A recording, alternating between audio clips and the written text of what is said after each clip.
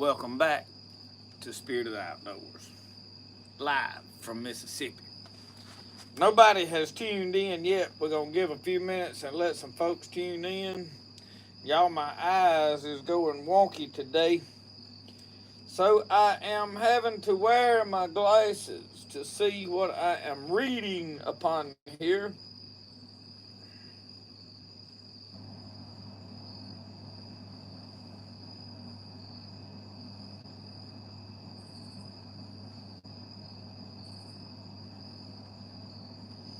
Well, it don't look like it's going to allow me to join in on my own,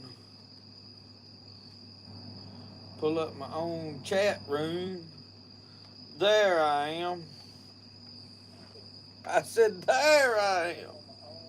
Oh, Lord, I'm hearing me talk. Hiram, Deaver, Ricky, how are y'all? Deaver, you ain't cut yourself yet, have you? I sent one knife to a fellow here a week or so ago. I ain't gonna call no names. I wouldn't bust him out like this. And he called me. He said, well, I done cut myself. He said, I was sitting here looking at it and rubbing my hands over it. And he said, I done cut my finger. But that's always a good sign. So, John, Outdoor South, good to see y'all. Keith Bex, I wasn't sure I was going to go live tonight. Lord, I have been busier than, like Uncle Sasquatch says, in a one-armed paper hanger. And I hadn't made no money this week, and I have spent a small fortune. But I have got one of my major, overwhelming, looming projects out of my hair. I got it squared away where I can go to work making knives. Now, I still have a lot with a knife shop that I am going to do. I'm going to add a back wall along one side. I've got to acquire some windows. I don't want to wall it up without any windows in it. That'd be a nightmare. But I've got that done. Teepee project laying over here. Almost done. Have worked on it some. Have not really filmed a lot on the Teepee project, but I did film a little bit, and it's been one of them things I've just got to fool with it a little here, there, and yonder. With a knife project out of my hair, my next goal this coming week, which deer season opens, muzzleloader or primitive weapons season opens here Monday. Youth season opens tomorrow, so me and Brody could go rifle hunt tomorrow. I don't know. Brody woke up this morning before daylight and threw up, and then he threw up again at my mama's. She was keeping him today, while Michelle had to go get some tests run, and he threw up down at mama's. So not sure if Brody don't feel good. Probably ain't gonna hunt in the morning, no way.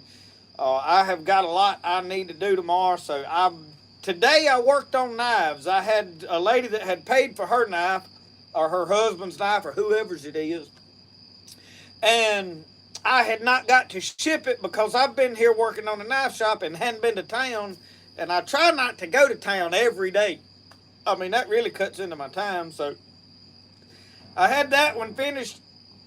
I had to ship it, and then I finished another one that I was sending to somebody, and I shipped it. So I have not really made any money this week. So I've been getting down to the bottom of the barrel, as they say, which ain't no big deal. All the bills is paid. It ain't no sweat off, no skin off my back, as they say. So, Uncle Sasquatch, Eddie Alexander, CJ, Diana, Gordon May, Jay Copeland, Jimmy Sullivan, Dwayne T64.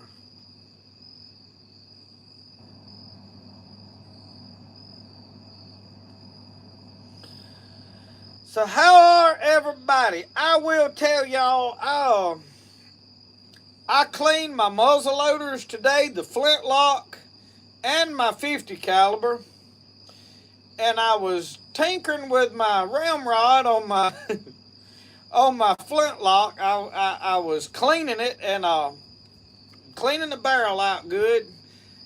And I think I had a piece of paper towel that was wet on the end there, and I was jamming it down there, and it looked like it come apart. So I was trying to unscrew the thing out to put the ball puller in there, because I said, well, I need to see if that piece of paper towel's off in the bottom of my flintlock. And I was going to run it down there and screw into, and it'll pull that out. Well, I broke the end off of my ramrod. So now I have got to build a ramrod for the flintlock. I was going to try to do a couple of hunts this coming week, because I've had so much going on. I really hadn't got to fish or hunt yet. It seems like last year I was worrying with this up here, this back porch, and didn't get to. So anyway, next week the project's going to be, we're going to cut teepee poles. We're going to get the teepee put up.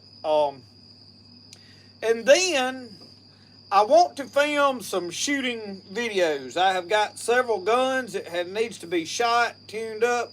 I'm probably going to do some of that tomorrow. You may not see the video till on over in the week, but I get up and I need to shoot the 30-30.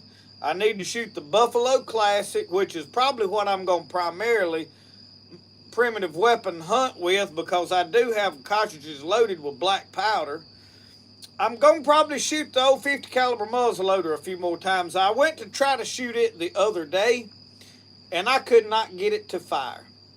I cleaned it, pulled the ball out of it 3 times, never did get it to shoot. So today I just left it alone. I think what I had done is got some moisture down in the bottom of that barrel that I could not get out. And it must have dampened the powder on the very back end and wouldn't.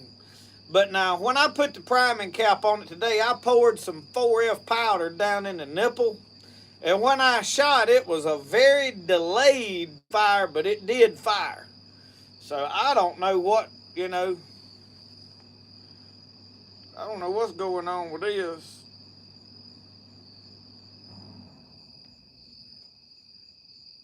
My screen went black on this. Can y'all hear me, or are we locked up there? We are froze up. We are froze up. Let me do something right here. I may have to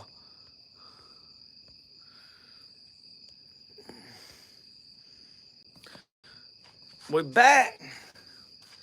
I don't know what's going on. I may have not got Elon Musk paid off this week or something. I don't know. We'll have to check with that.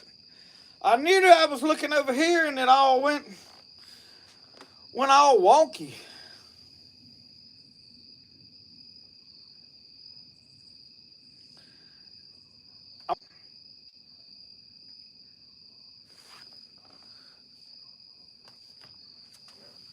Oh, Lord. I don't know what is going on here.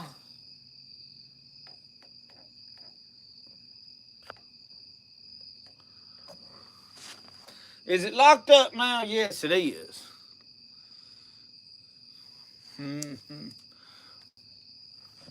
We may have to start everything slam over, y'all. I do not know.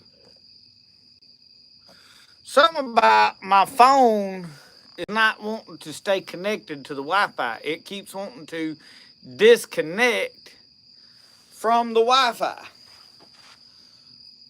So don't know. I may have to. No, I did cut that TV in yonder off. It is. What is this hooked to? This is hooked to the same Wi-Fi. I don't know. Y'all, technology is a wonderful thing when it works, but when it don't work, old country boy like me don't know nothing about fixing it. Not one thing. We just him with a hope and a prayer. And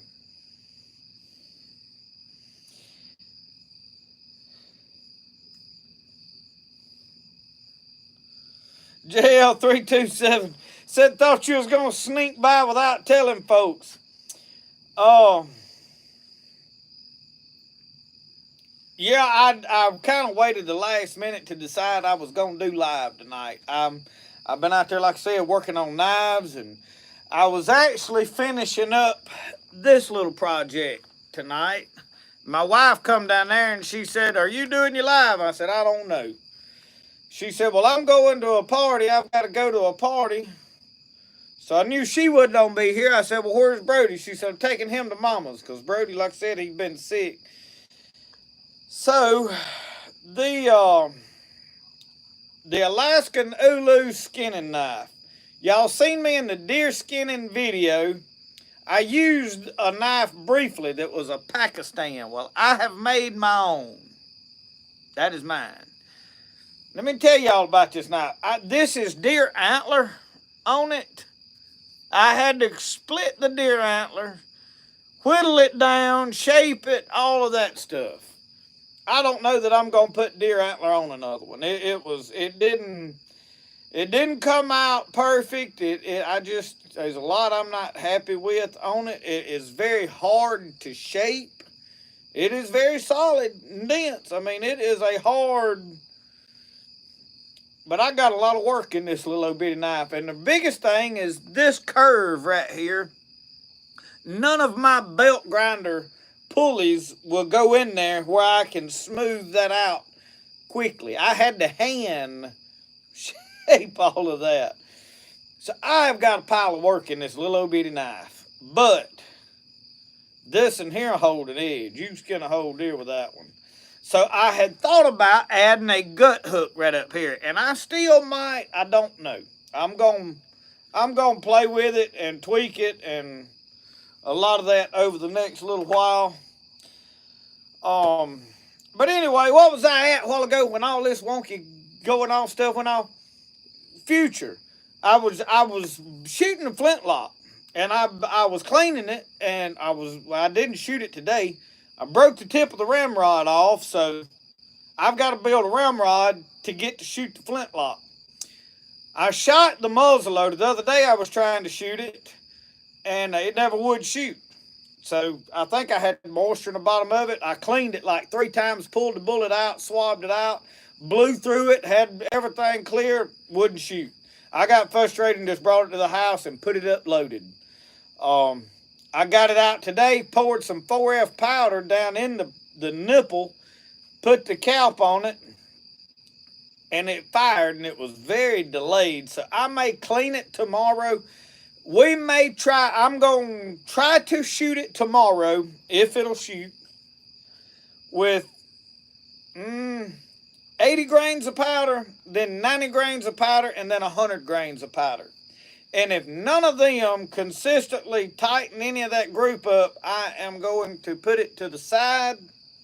I'll be done with the muzzle loader this year, and we're going to get the Buffalo Classic. It is loaded 45-70, loaded with black powder in the cartridges, and that will be my gun of choice for primitive weapon season. After that, we will be hunting mostly with lever guns. I have got my 30-30 that I want to kill a deer with, and I have got another gun that is a lever gun that'll be here in the near future that we're going to break out and hunt with a good bit too. So I love lever guns. So my little Browning 22 is my favorite 22 to shoot, but now I like the little single shot Stevens I got. So as the leaves start getting off the trees, me and Rosco's going to tear up the squirrel woods. We haven't been squirrel hunting much because we've been trying to get all this stuff knocked out. So we'll have all of that done this week. The Teepee will be finished this coming week. All I like right now is going to cut poles. On the lacing pins, I have tested with some scrap pieces of material. If I just poke holes in there, I think it will be fine. If it starts to rip, tear, we will patch and reinforce it then. I had thought about putting actual grommets on it. I don't know. We'll see how everything, because I can, with this sewing machine, if I need to, I can put leather patches over that stuff. It ain't no big deal.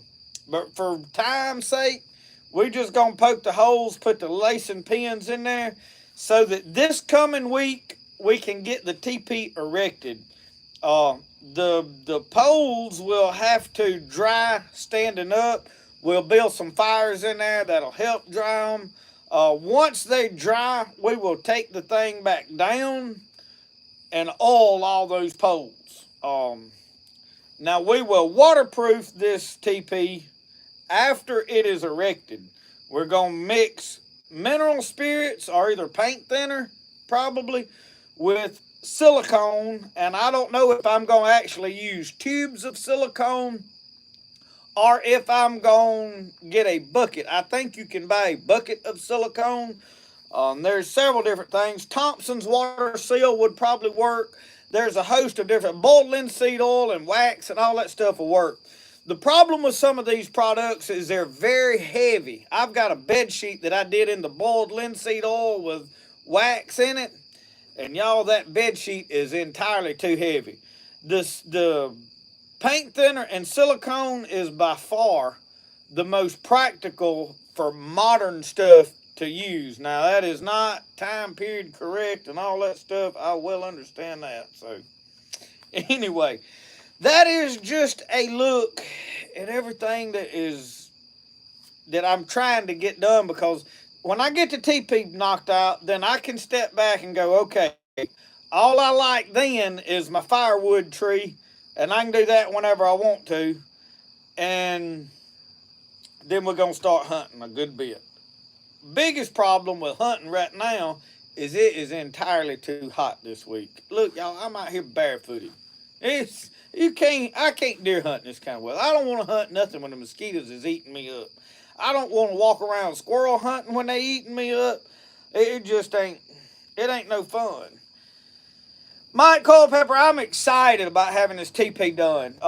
Honest to God, y'all, it has been too hot here to have camped out in a teepee, because the whole idea of the teepee is build the fire on the inside. I mean, that is the whole allure of a teepee for me. Now, I realize that ain't for everybody, but I am a fire bug. There's no fire out here tonight. I mean, look, look. That breaks my heart. When I sit out here, I like to smell that smoke burn, which I have been burning wood all day today. In the knife shop, I gathered up all the scrap wood bits and pieces when we moved the table saw, all that junk piled up under. I mean, I have burned all kind of wood today. So, we about got the knife shop squared away. One more major thing we got to do. This knife right here, we're giving this away live next weekend. Most likely will be Friday night again. As of right now, I don't have anything scheduled on the Friday nights. I thought I was going to be doing some cookings, but I have not been able to get stuff squared away. As far as the men of my church getting to do a cooking, they got something scheduled for every weekend going on, and I am not going to try to compete with all the other. It's just not worth it, So if you have not bought chances for this are $10. The money is going to that men's department at my church. I'm just doing this to help support that, but also to give some of you guys a really great looking knife. And this is a one of a kind, won't never be a nothing just like it. It's got Paduke and whinge and a deer antler. And I split it down. Now, it is not perfect, but it is very good. This blade is off of an old bushcraft design, but it is more of like a Native American type design and all that. Not that anything is historically accurate. A lot of the movies and stuff I watched, the Native Americans, most of the knives they used were like this. And part of that is because they used the back of that, for whatever reason, to crush nuts and acorns and I don't know what all. I watched a guy talk about it somewhere, but they used a thicker bladed knife than this, but that is just the style of this. So if you want chances, what I am doing, most of my knives I'm selling, I use Square Link. So to keep the money separate so that I can kind of keep up with who, PayPal has been what I'm doing. Now, if you want to send me a check, it has got to make it here before Friday. If it's not here before next Friday, you won't be in a drawing. Which if a check shows up after Friday, now if I know you sent one and I know the money's coming 100%, I'll put your name in the drawing. But now I'm gonna put it like this: if somebody was to win it, that their name was in the drawing and I had not received that check yet, I would not send a knife until that went through and I got the check. And if I did not get it within another week, I would redraw this and tell everybody that person did not send the money. Follow what I'm telling you? Here, hand. So if you want a chance, they're $10 a chance. You can buy all the chances you want, but there's not a whole bunch of names in the hat for this. I've got several people that bought 5 chances, and you know, there's a lot of 2 chances. So the probability of winning this could be high if you want it. Now that's up to you. So just a heads up on that. And if you need that, if you need to get up with me, message me on Facebook if you're on Facebook, or either email me, justinpeden@gmail.com, and we'll get you in that. But there's 1 week. Next week, next Friday night, I'm going to sit here. I'm going to have the ballots ready, and we're going to give this knife away to somebody. I just got to make sure I collect money from the few people that was selling them at my church, too. So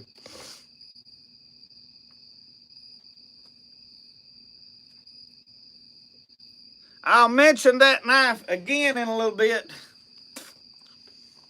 Right here. Does anybody want this knife?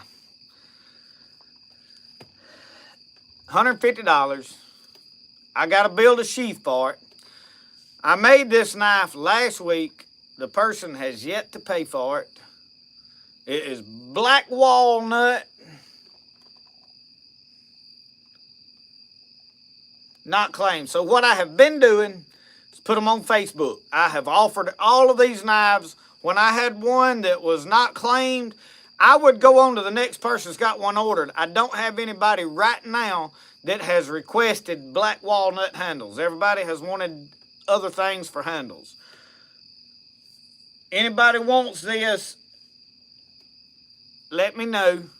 Email me or message me. And I'm going to leave that up till tonight. If it's not sold tonight, in the morning, it will go on Facebook, and it will be sold there. And I have yet to have one last longer than an hour. But I have offered them on Facebook first every time, and YouTube is what has got me to where I'm at. I wanted to offer it here. I've got plenty orders. Whoever's that was just has not paid for it. And if they was to come up and pay for it, I would just like, okay, and then I'd make them another one, because I can make one in about a day and a half, depending on what's going on. So far this week, I ain't made but a handful of knives this week because I've had a lot to do. So, all right, Huckleberry, I'll check that. I don't think I can check my email right now while I am live, but I will. All right, Huckleberry. They're going to fight over it now. I'll have to look and see. So far right now, I got Huckleberry first. Randy Allen, if something happens, but I just, like I said, I have offered them on Facebook first, and that's not really fair to you guys, because a lot of these people have supported me for a lot of years. I say a lot of years, about 3.5, 4 years. We've been really doing this big time. And it is starting to grow. It seems like right now everything is on a downhill. I don't know if I just ain't been making quality videos, or if YouTube just don't like me, or I don't know. But I've been getting less and less subscribers. And the big thing you can count is how many subscribers you're getting per day. Right now, I ain't getting hardly anything. There's times that I'm getting a pile of them. You getting like 10 a day. And right now, that ain't happening. I don't know if YouTube is just not showing us. I hear a lot of people talking about being shadow banned. And I don't really know. I don't have a good logical answer. I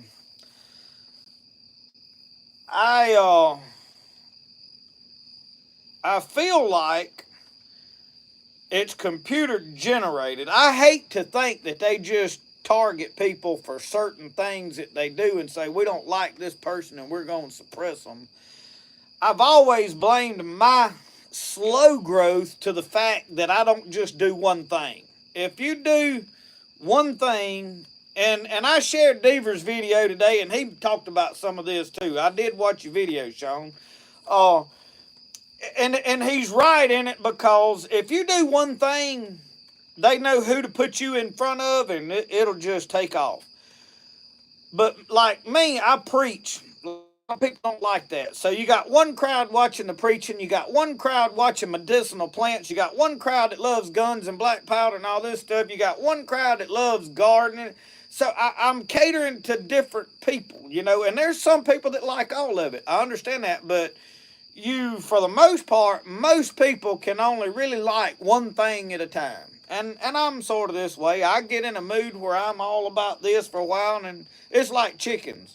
I used to love chickens, and now I like having chickens. I like getting eggs, but I'm tired of fooling with chickens every day.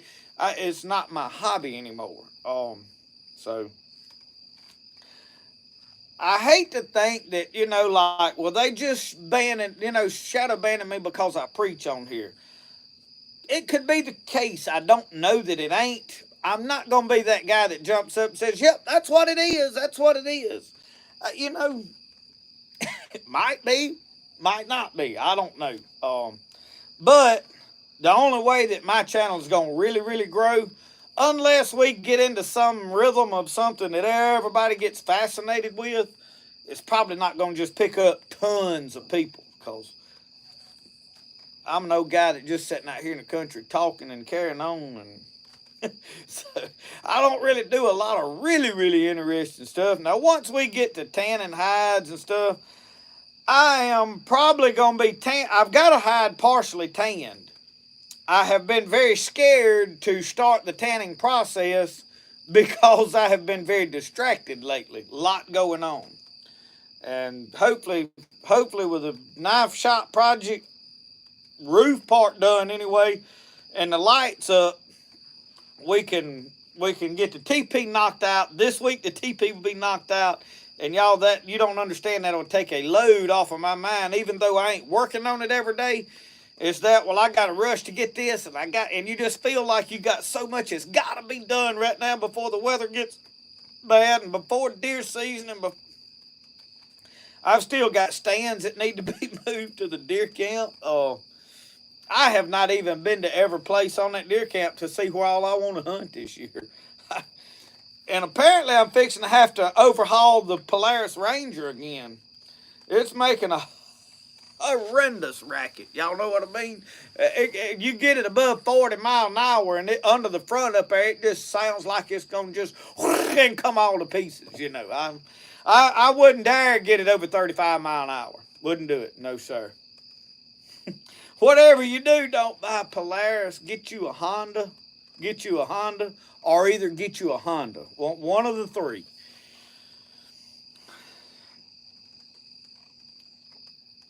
David Russian, we definitely got this.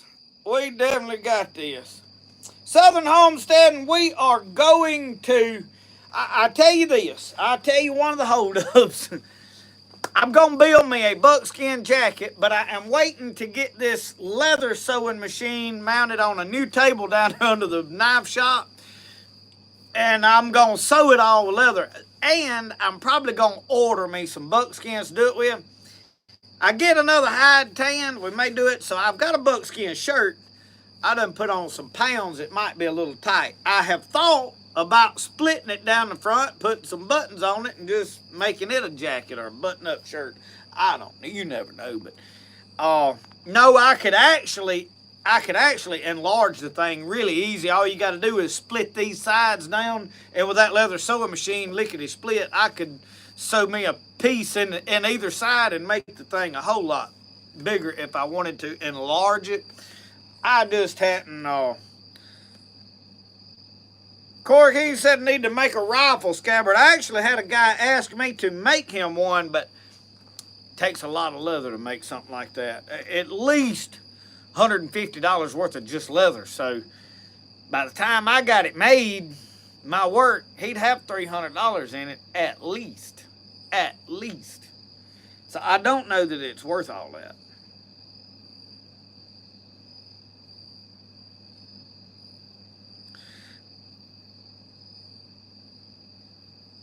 Gordon May, thank you. He said, I like real life and you're as real as it gets. Honest to God, that is one of the things I am a stickler about. And the reason is I watch other YouTube channels and I can immediately pinpoint that they're faking that. That don't work like that. No, that didn't. I can tell where they staged this. And it's because I film and I understand setting up cameras and I know what... I know there's a lot of... And it's like the wicking tub thing. I have tried for 3 years to make the wicking tubs function like they should. And I had a comment this week, oh, your plants is just unhealthy because healthy plants don't get sick. Well, you're kidding. I mean, a healthy plant ain't sick. You know, once it gets sick, it ain't healthy no more. But anyway, I take plants and I have consecutively for the last 3 years tried a lot of different stuff that I have seen on other YouTube channels, seen in books, seen in posts, seen on Facebook, just to try it. And with like the wicking tubs, I have set them out there and put them side by side with pots that are just full of dirt and did the same thing to them. I didn't treat one more special than the other. I watered them at the same time. If they got skipped water, and they all got skipped, they just got treated the same. And for 3 years in a row, the wicking tub has died middle of the summer. And the other two, I'm telling you right now, the other two still have tomatoes on them right now. I drug them plants around from behind the new part of the knife shop because it's going to completely shade them. I drug them around to the back side of the chicken pen where they can still get some sun through some of the chicken wire and stuff. And the wicking tub is dead. There's nothing in it but a little oak tree about this tall that's growing. The tomato had been gone. The other two's got tomatoes on them this big around. I struggled to find that the wicking tub is better. Can you make stuff grow in it? Yes. So what am I pointing out? A lot of people out there is just faking stuff because, hey, this is my thing and I want people to think it works. I'm not willing to admit. So they'll water it 3 times as much just so they can get up and say, oh, look how well my wicking tubs do. I mean, I done tried it well enough to know. It don't work like that. It's like the stuff in the garden. You can pile junk all in your garden and make it work. Absolutely. If you're willing to put the time in it, you can make anything work. But if you put everything out there and treat it the same, you till that garden at work. What all that leaf litter and stuff does is create a big habitat that bugs really, really love. So when I film stuff, y'all, I just turn the camera on. I mean, I'm not setting up and staging and I want to make quality videos. I take some time and try to get some good B-roll footage. I try to make sure I'm getting quality footage. I want to get decent audio. My audio is not always perfect, but I want to try to make good videos, but I want them to remain to look real. I don't want it to look like a movie that somebody put on where everything's staged and you can just blatantly tell, well, they set cameras up 3 different places and walked by them 2 or 3 times till they got everything. You can tell all that stuff's fake, you know. It's one thing to try to make a good video and set up a few shots here, there, and yonder. I mean, it's like when you get in a canoe and paddle off from it. Well, you well know that is a set-up shot. Occasionally you want to do that in a video, though, because it does look good and it shows, it just gives a look to things. But you can't constantly do all this and people not go, well, they faking a whole lot of stuff, you know. And it has to look real.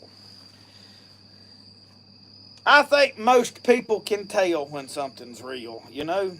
I think it just has a feel to it. You just know, you know. I feel like when you stage stuff and fake stuff for people a while, they gotta know. They gotta know. You know, I can tell, so I know everybody's not stupid. They know. So, but I'll tell you this: them channels that I catch faking stuff, man, they got hundreds of thousands of subscribers. They selling books and people's just eating it up and like, oh yeah, they said it. It's truth. Okay. Shannon's bug tamer. I have never seen a Shannon's bug tamer. I have heard several people comment about them. Never seen one.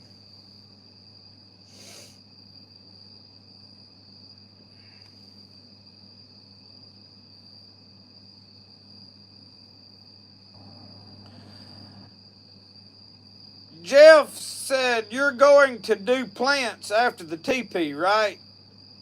I'm lost. Plants as in do what? Do what plants?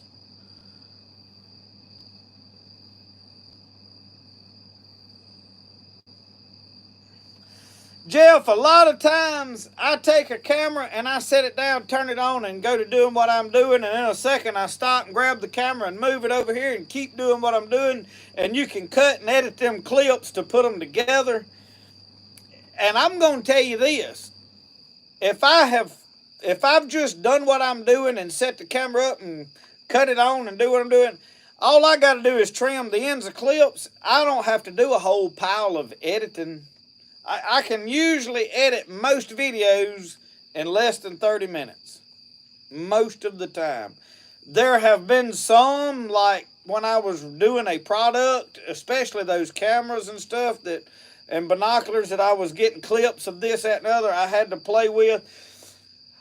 The hardest thing I have found about editing is using two cameras simultaneously. I have been out here cooking and had two cameras set up at different angles and trying to go between them and make the footage come together to where I didn't like have the same thing in there twice. That was time consuming. Not hard, but time consuming. So I have kind of sworn off of doing that. I'd rather film with just one camera. Now I may use this camera a little bit and then use that one. If I'm doing plants and stuff that is still, I like to film with my DSLR.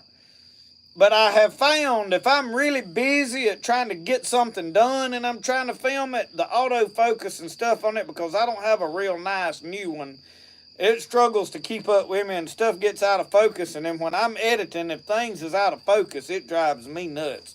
Other people it might not matter to, but like the other night when I was filming with my DSLR at the Halloween party, yeah, I didn't have my microphone on there. And that first song, they was singing that song about back into Birmingham, and I liked that song, and I wanted to get some of it. So I run over there and sat down and started filming. I was about halfway through it, and I was like, man, I ain't got my microphone on here. I hope this thing's all right. And it was okay, but you could drastically tell the difference in that and the rest of the video. So little stuff like that makes a huge difference. Medicinals, yes, Jeff, I'm going to do medicinal plants. I'm desperately trying to film the sweet gum tree. But I have cut into the bark, and on the sweet gum tree, it has been so dry here, there is no sap nowhere on the sweet gum. So I may have, normally the fall is when that sap is falling down, like as you would harvest sap out of the maple trees and stuff. There's no sap in the sweet gum. So I have halfway filmed the sweet gum video again. I filmed it in the summer and I deleted it because I discovered you can use the sweet gum balls for tincture.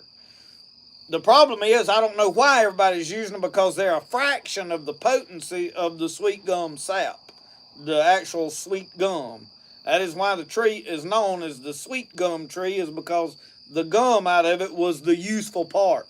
All of a sudden this rage took across Facebook, and all these, I guess because that legacy bunch, that guy that, stands on his tiptoes and bounces while he talks, filmed a video on it, and it's got hundreds of thousands of views, I think.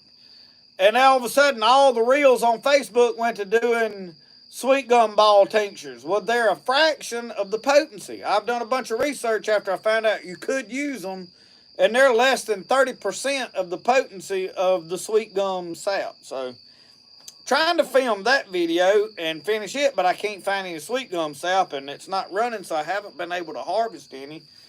I wanted to do probably white oak. The inner bark of white oak is good for some pain stuff. There's a few other trees that I wanted to do, like the pine tree. We got a lot of good uses out of our regular old pine tree. I've been using pine needle tea for a long time. So yeah, we're gonna still do some tree type medicinals over the winter. I have never done anything on reishi mushrooms, and I usually find them through the winter some. So, and I have found lion's mane over this time of year. As warm as it is right now, if we ever start getting very much moisture, I'll start finding some mushrooms. But yeah, Wesley Hayes, the sweet gum tree is very good for colds and flus. If you can tincture the gum out of the sweet gum, and you can extract it, and I may extract it. And the way to extract it, and this may be a good reason to do the video, so like right now when it's hard to extract, if you strip a bunch of bark and boil it, the gum should rise to the top and you could skim it off the top of the... So if we cut Teepee poles out of sweet gum saplings, which I usually do, I want to use pine because the pine will dry and be a lot lighter. But if I do use some sweet gum and I peel all that, because I will peel it all, we'll boil it and see if we can extract the gum off the top and see how that goes. And we may film it as a whole separate video just to, in case. And then if we get sap out of it, then I can go use the sap and finish the medicinal sweet gum video. So we'll see. We'll see how it works out. I've got a lot of great ideas. My problem is getting all my work done and being able to film everything. I don't know. I get overwhelmed with all the stuff I've got going on, and I guess my mind won't let me just let something be. When I come up with, hey, I need to get this done, it's do it or bust with me. And then while I'm sitting there thinking, I got to get this done, well, I'm rushing through. I don't have time to go do the stuff I really need to do for my peace of mind. And then if something goes awry, as in today, I get flustered and then I can't do nothing. So let me tell y'all this. I am in the process of firing Progressive Insurance today. Let me tell y'all what they did. Just for your information. How many of you have got Progressive Insurance on anything? All we've got covered is vehicles. My wife's truck, my truck, and my daughter's car, and we have never actually put my daughter on the insurance. Should have, just never got it done. Knew it was going to cost a fortune. She rode the school bus to school every year, so she didn't drive no whole lot, and she don't really go a whole lot. Well, here in the last year, she started driving a lot more, like somewhere all the time, so I'm like, we got to get her coverage. So I called to inquire about adding her to the coverage this week, actually a couple weeks ago.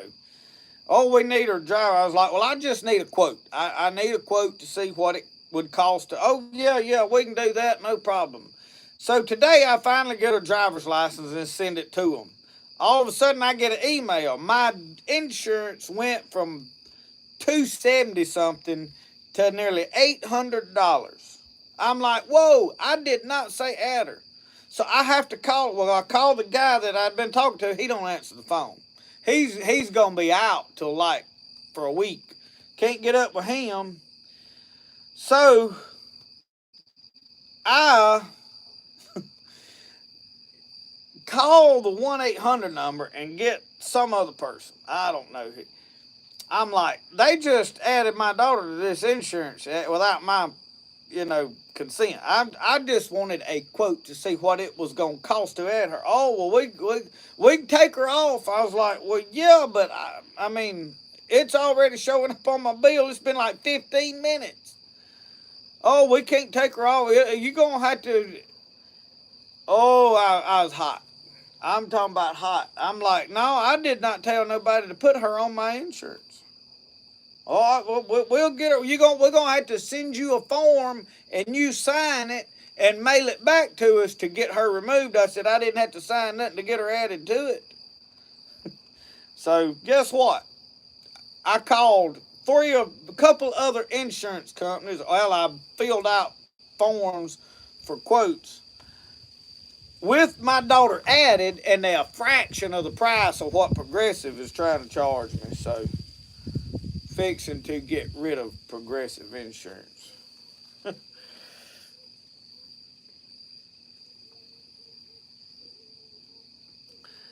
Backwoods Homestead, I have never made a tincture from beautyberry.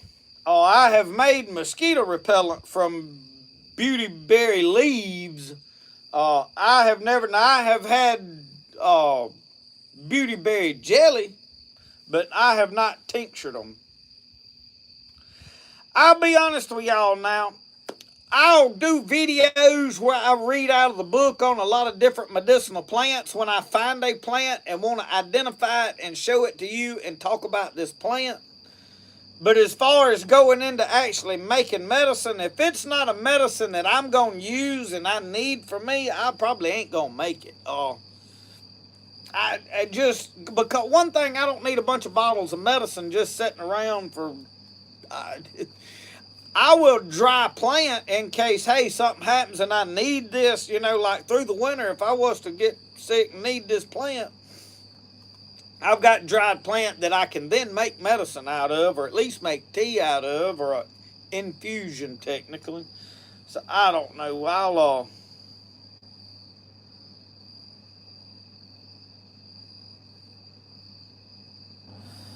Anyway.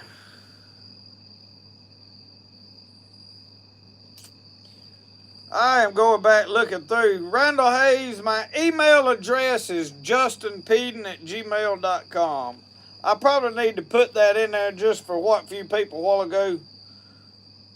What in the world? It done flipped over to all them smiley faces.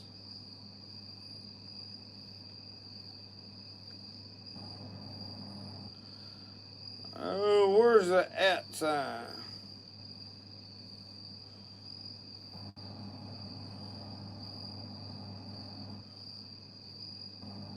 There, I'll put that up there for y'all. Goldenrod tea. I drink goldenrod, Mike, on a regular basis, and not for the medicinal qualities. Goldenrod is good for flushing your kidneys if you got kidney stones and kidney infections and all this kind of stuff. I tell you what I've done. Y'all see every now and then I've got a Diet Mountain Dew. They are not good for you. No soft drink is good for you no matter what. You don't need one a month. But doggone it, I like one every now and then. So I have one. I keep some in the refrigerator so when I need a sugar pick me up or, just want to splurge, or I have one. I don't drink a bunch of them. But there for a little bit, I done got to drinking one a day. And all of a sudden, guess what? I developed a burning sensation when I went to the bathroom. So imagine that.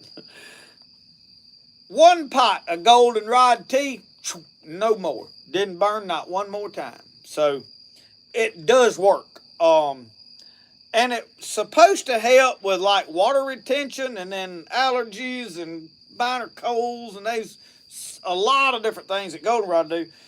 But it's not harmful if you drink a lot of it. In other words, like sassafras tea, if you drink a bunch of sassafras tea, it is not good for you. You can't make a pot of that and drink it every day just because you like the flavor. It'll make you sick. You don't need to do that.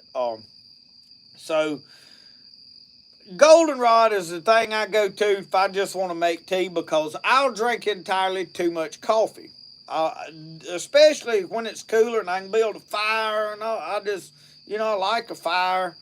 And I'll constantly be putting coffee on the pot and making it on my stove or whatever.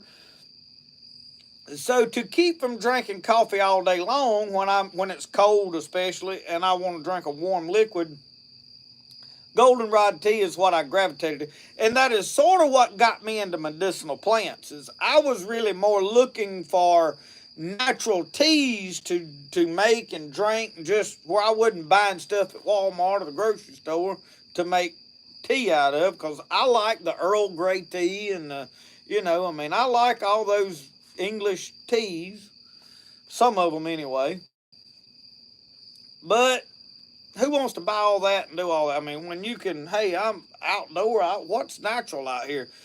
Well, when I found out that goldenrod was the thing that when they had the Boston Tea Party and they threw all the tea in the harbor, well, what did they use? Well, everybody was drinking goldenrod tea in that day. They were drying it and making goldenrod tea.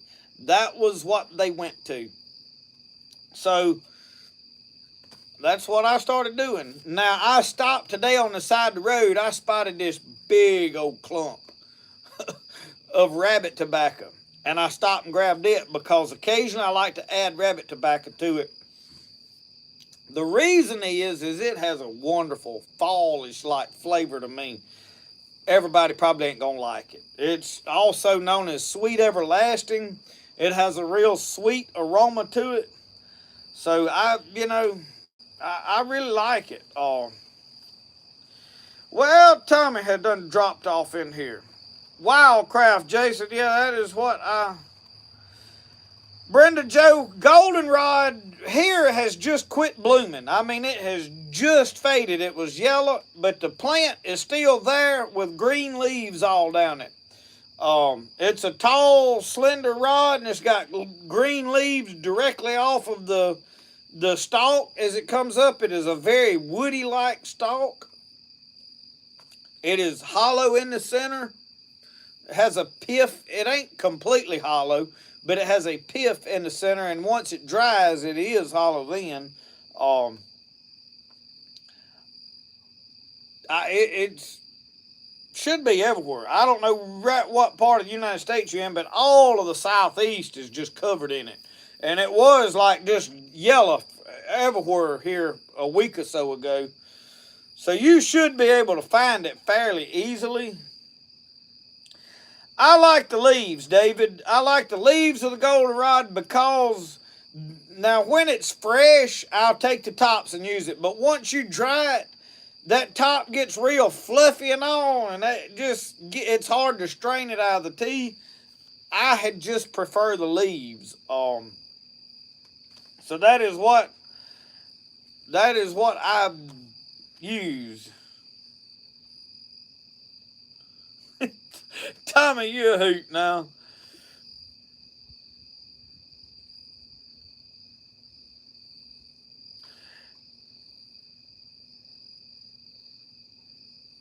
Might add a little bit of that goldenrod a little bit of that rabbit tobacco to your goldenrod tea. That's what I like to do. Mix the two, and it.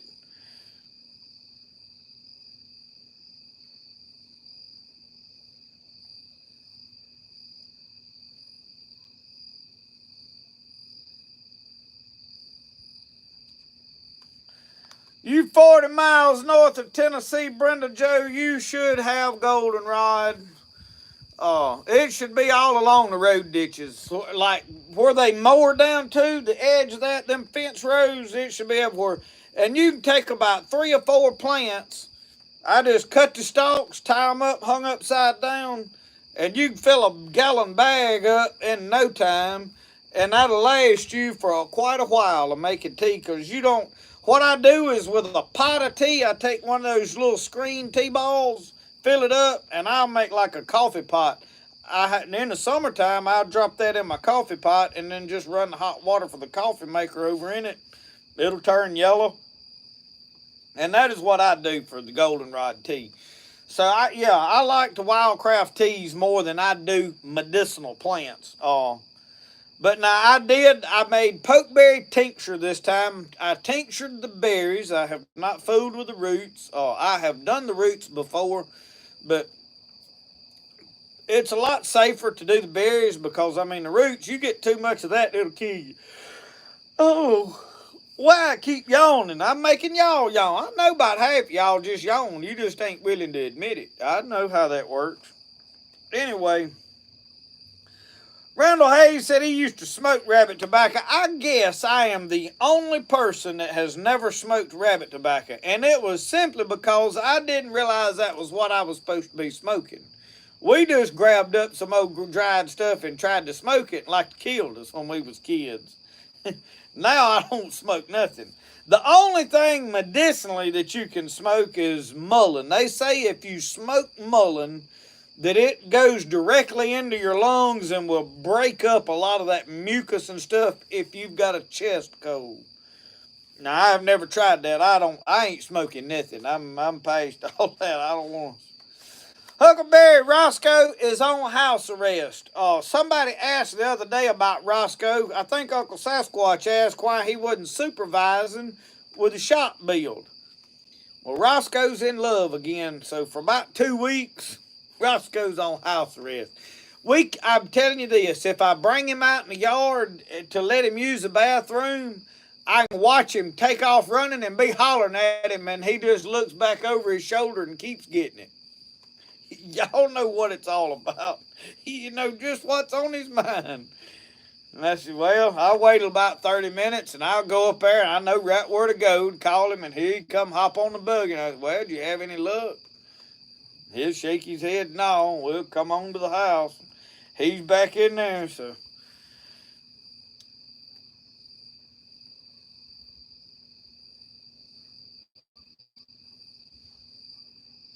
Yep, Roscoe's in rut, Rodney. he bless his heart, he just can't help it. I picked him up. I mean, this morning. I let him out this morning to use the bathroom. He'll sit in the bed in there and just shake. And I don't know if he's shaking because he don't know what to do with himself or if he's like done held it till he's got to pee real bad. Or I feel sorry for him. He can't help it. I told him that as a son. I said, I know you can't help it, but I said, you're going to have to quit this.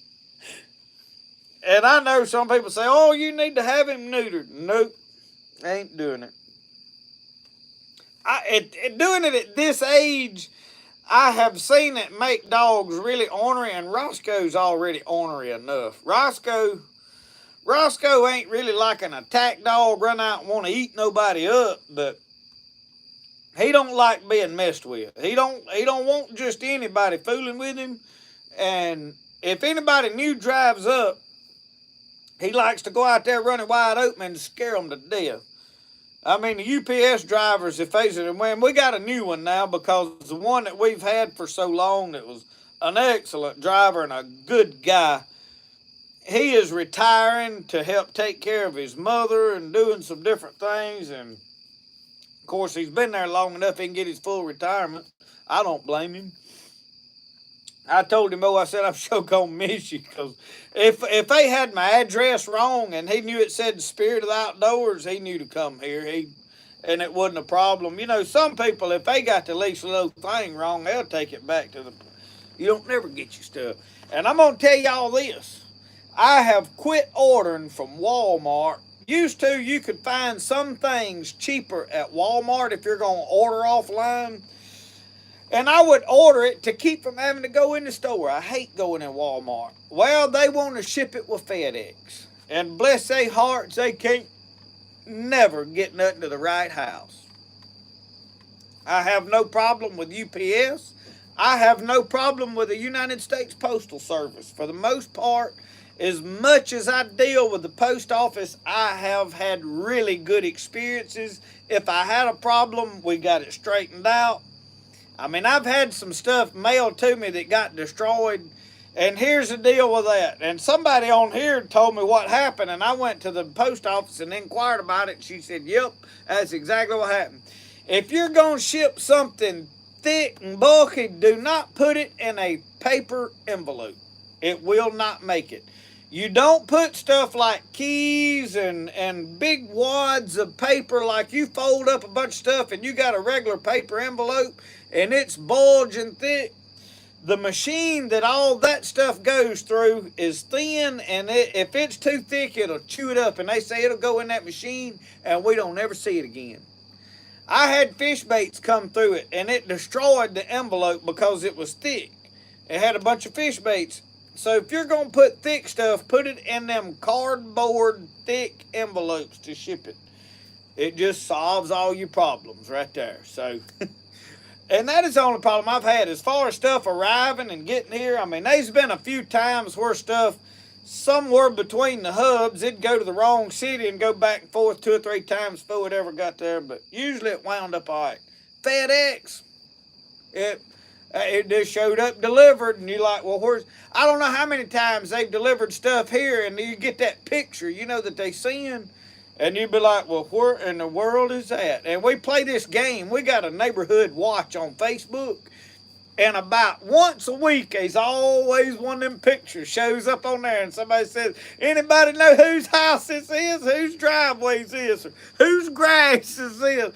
Hey, they'll take a picture of it sitting in the driveway, and you can see the door of the van on that FedEx van, and it's FedEx every time. So I do not order from Walmart because of that. Oh, Lord, it's been fun, though. We have fun playing that game, trying to help folks find their packages. If you ain't got a neighborhood watch on Facebook group in your area, you need to start one, because it's entertaining for finding packages and lost dogs. Anytime somebody's dog goes amiss, it's on there. And, hey, it's a wonderful thing, because when it's your dog, you the one on there posting, like, where's my dog? I've had to put old Roscoe's picture on there before. We found him. And of course they had a female dog. It was ripe for the picking.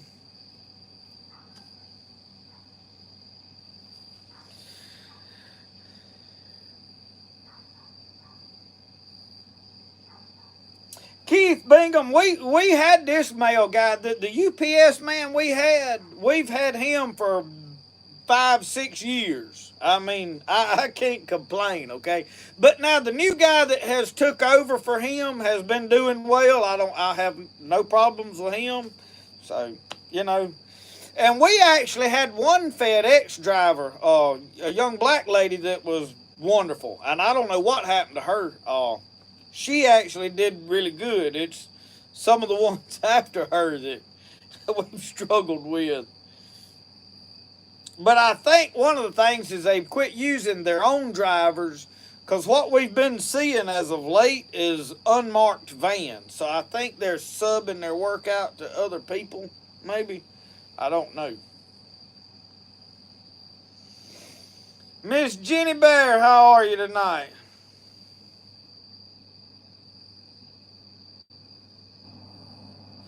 Alan Walker, I don't know. If we do, I don't know it by that name.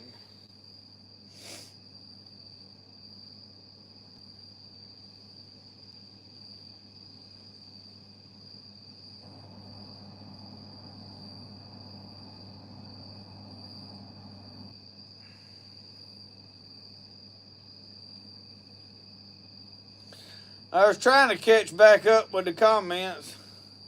So anyway, I just thought y'all would like to. Uncle Sasquatch, you got to put the bird to sleep. Apparently, Uncle Sasquatch, now we got a pet snake here in the family. I don't know how long it's going to last. I figure in another day or two, the young man will be forgot about it, and I can kind of turn him loose. My wife, she asked pretty regularly about where's that snake at. He's still down there. I said, trust me, I'm not bringing him. But now it's just a little old bitty snake, and I know what it is. It is a Decay's brown snake. Not going. In fact, I found another one this morning down there. I was raking and cleaning up a bunch of wood chips, and found another one right there. They all around my little shed, but they ain't hurt nothing. They don't get but about this big, and they ain't much bigger than a pencil. So,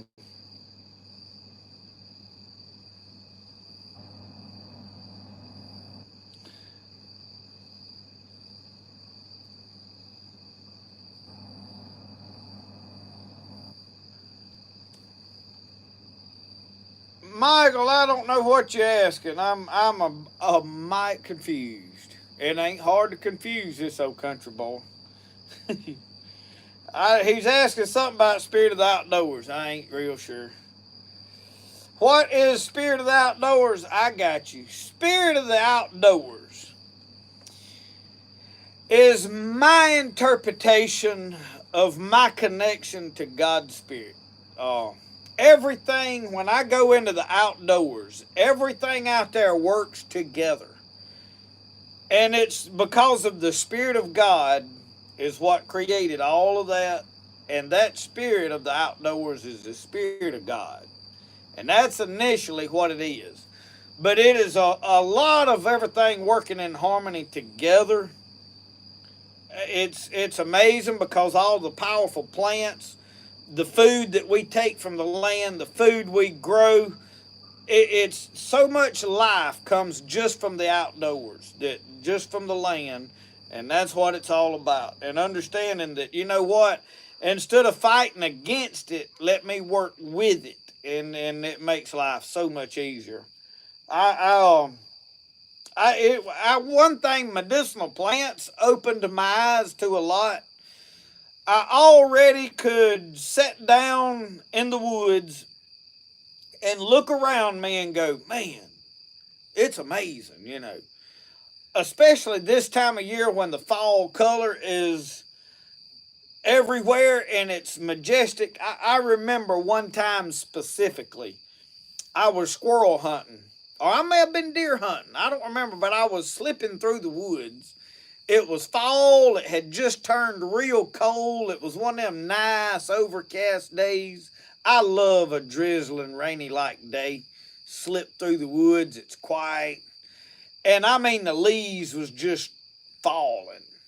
And I was in this hardwood thicket, had a lot of maples and stuff in it, and it was just bright orange leaves, yellow leaves, and they were just trickling to the ground. They was all over the floor of the woods, and I mean, I just got overwhelmed. And I literally stood there, and I had as good an encounter with the Holy Ghost as I've ever had anywhere. I mean, I prayed and had an experience with the Lord like I ain't hardly ever had anywhere else. And it's because that outdoors, the way everything works together, and the times and the seasons and acorns, and it just keeps going in a cycle that keeps repeating and working over, that you know that God is got everything worked out. And then when I started into medicinal plants and I realized how much stuff was meant for us to use for ourselves, it really overwhelmed me. And I'm like, you know, when we step back and realize what God really did, not just, well, there's a bunch of trees and bushes and weeds and plants out there, you know, like my yard's growing up and I have to fight these weeds every day. If we think about it like that, it's you don't care nothing about it. But when you get out there in it and you realize how much fish, and you figure out how to read that water to know when them fish is going to bite. You know how to read that wind and know kind of where the animals are going to be and how they're feeding and and you start understanding it makes everything out there easier. And I have often wondered if why we are such a godless generation now is because so many people refuse to go outdoors. All of the young people now just sit in the house all the time. They don't get out and do anything outside. Now, I realize there are a lot of us that do, but when you consider the majority of people today, most of your young people now are just stuck in the house. They don't get out and play. They don't get out and ride bicycles. They sit in there and play on their phones and watch TV, play video games, and that's it. And once we detach from the outdoors, we have really detached ourselves from God and His Spirit as well. I mean, you think about it. Yeah, Alicia, it blows my mind that people can sit down and see everything that I see created and think, oh, there ain't a God. They can't not be a God. There cannot be a possible way that there is not a God when you consider how everything works. This didn't just all magically happen out of nothing. It's not possible. There's no way I can ever fathom that happen. I just, I have never heard of the lunar Sabbath. I don't guess. if I did, I didn't pay it much attention. Miss Jenny, we having troubles with the now. If Miss Jenny, are you live or are you watching from the beginning behind the time? Make sure you go over there in the bottom corner and get live with us. Which you ain't gonna hear me say that till after a while, but somebody might want to tell her in the chat because she may be watching the earlier part and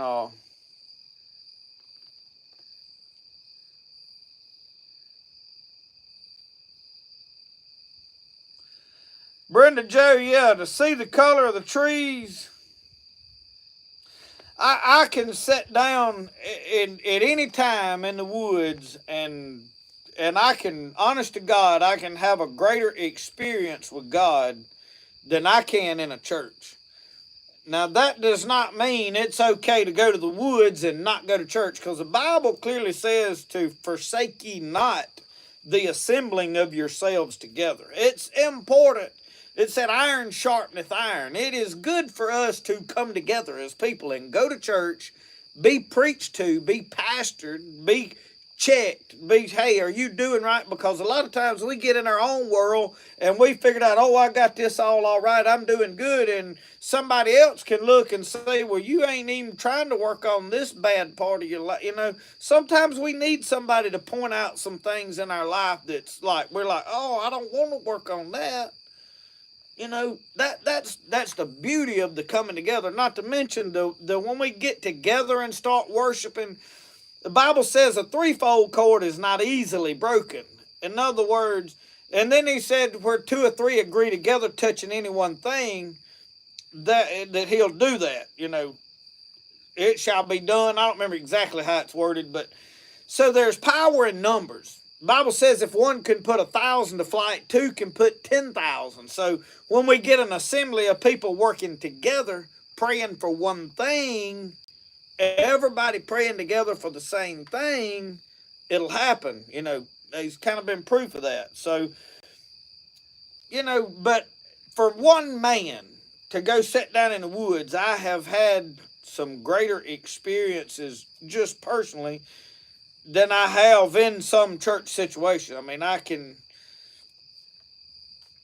see where if a person did not have a church, was not able to go to church, he could make it, on his own. You can have that experience. You can get to heaven without it. But just know I'm not saying it's okay to not be a part of any church and just go sit down in the woods. But I am a big advocate for go sit down by yourself out there on a tree stump somewhere and just have some peace and quiet. And honest to God, y'all, I am missing a lot of that right now because I've had so much going on and it's stressing me out and it's affecting me. And I've got to get back to that time where I just go walk around the woods. And that is what deer season does for me. A lot of times I do that sitting in a boat fishing. It's not, hey, that old boy's fishing again or he done gone on. No, that's where I regroup and I am desperately trying to get to that place deer hunting where I ain't sitting there with a phone looking through it. And it's really the only thing I do on my phone is check my emails, respond to comments and Facebook messages. And my Facebooking is my page. I've got two accounts. I don't even get on my personal page, which is the only one that I can really see and interact with my friends that I live around, the people I'm friends with. I very seldom get on that page. In fact, I get a lot of people when I get on it, I'll have like 20 messages that from a month ago, and I'm like, oh, Lord, I got to go through all this and reply to all these. So I'm trying to get away from where when I sit down deer hunting, I ain't fooling with all that. I'm going to probably finish a book. Martin Meltzer has sent me several books, but I am currently reading Hunter Yo. And I want to finish, there's like 4 books in one book, and I want to finish the first one, so.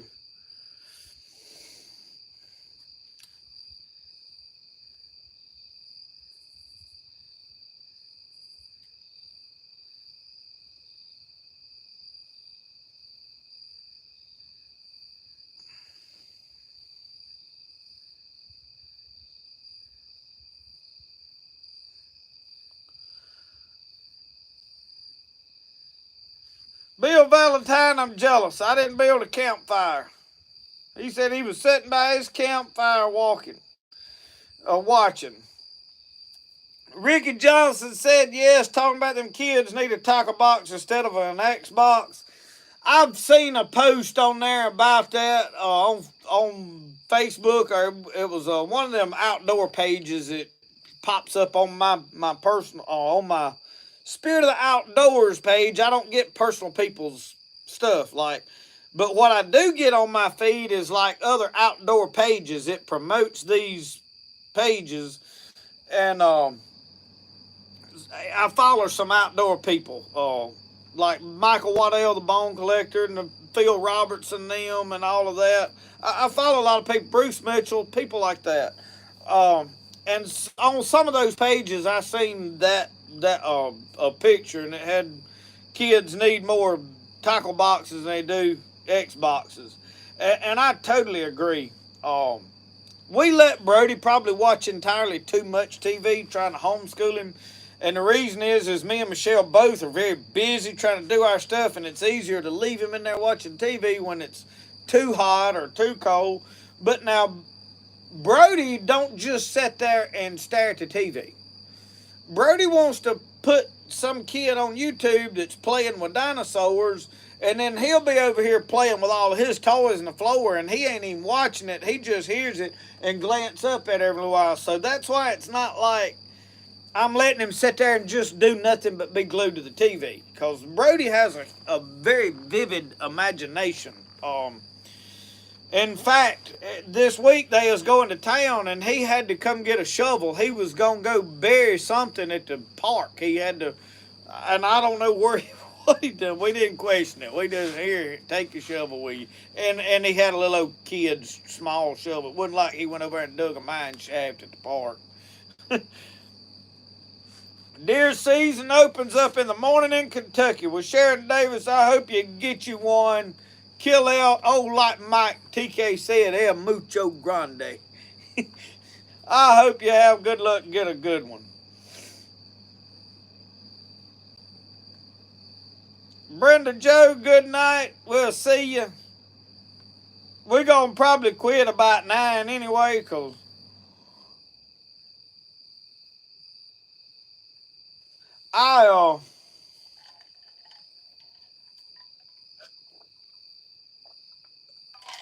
y'all, I got something else. I got a question for y'all. I need some of you bug experts. Does I got any bug people in here? I know my basic snakes and stuff. I know a lot more about plants. And I know my basic bugs, but I'm not one of these like every bug that comes across, I know what's doing it. And like you got 200 different kind of worms out here eating plants. I mean, I know the big tomato worms, and I know what a cutworm looks like. Oh. So what I've got going on is my front yard. Grass is dying. I mean, just from the house, it's just slowly dying further and further out. Right now, there's probably, from this end of my house out and down from the front yard out, probably 50 yards, at least 30 yards out and 30 yards down that way, you know. The grass is dead. What I'm finding is a lot of little tunnels under there, and the tunnels is about the size of my finger, so it ain't moles. A mole, you know, has a hole about that big around, a big old hump. I mean, I know what a mole is. This is some kind of little bug or something, or a worm. I've scratched around in there, and I ain't found nothing in there in this area. But something is eating the grass roots and killing the grass. What is it? Ain't fire ants. Mm-mm. No, it's making tunnels. Whatever it is about as big around as my finger.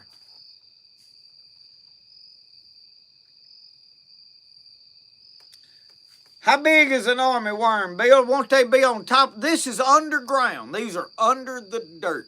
They're not eating the foliage. Grass is just turning brown and dying. I can pick it up. The grass is still there. They're eating the roots off of it. I ain't never seen nothing like it. So how does an army worm work? I sprayed 38 plus this week. Somebody else said mold crickets, Jim Cooper. Tell me if what this is.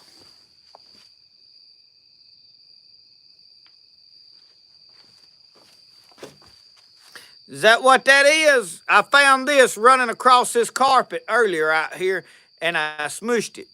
I didn't smush it like to smithereens. Is that a mole cricket? I know y'all can't see real good, but I mashed that thing. Is that my problem?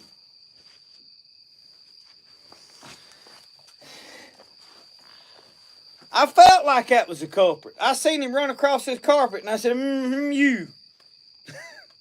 And I whopped him with a rock right quick, and I didn't want to like smash him flat. I wanted to leave him somewhat identifiable.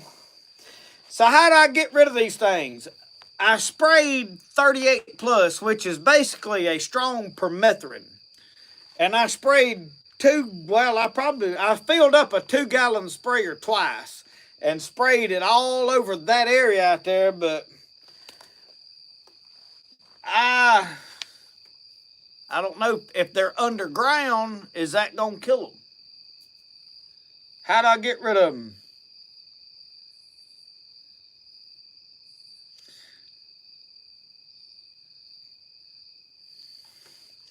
Yeah, Jim, I couldn't figure out a better way to euthanize him. I didn't have my on a live. You can't pull a firearm out, which I done that before the live. But anyway,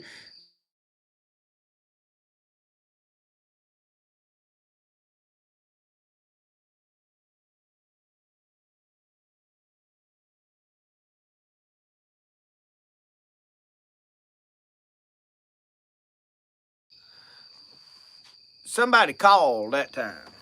Had a phone call coming in.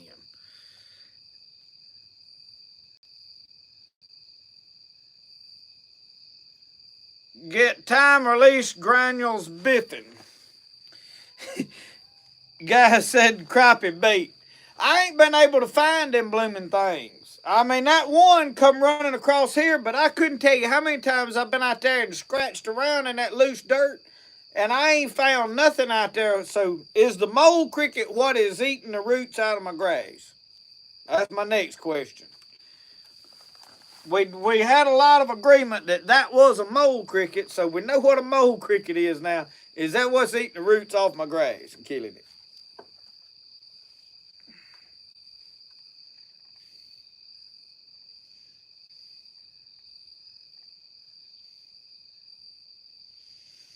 David said they will leave. It's that time.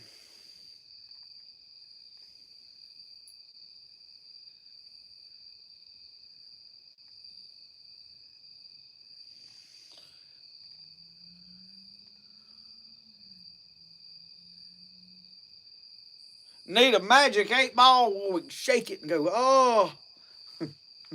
It'd say, yes, maybe so.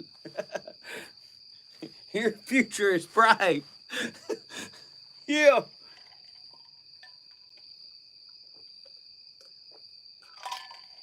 Well, if I could get me a cage of them, I'd find out if a brim or a crappie or something like them.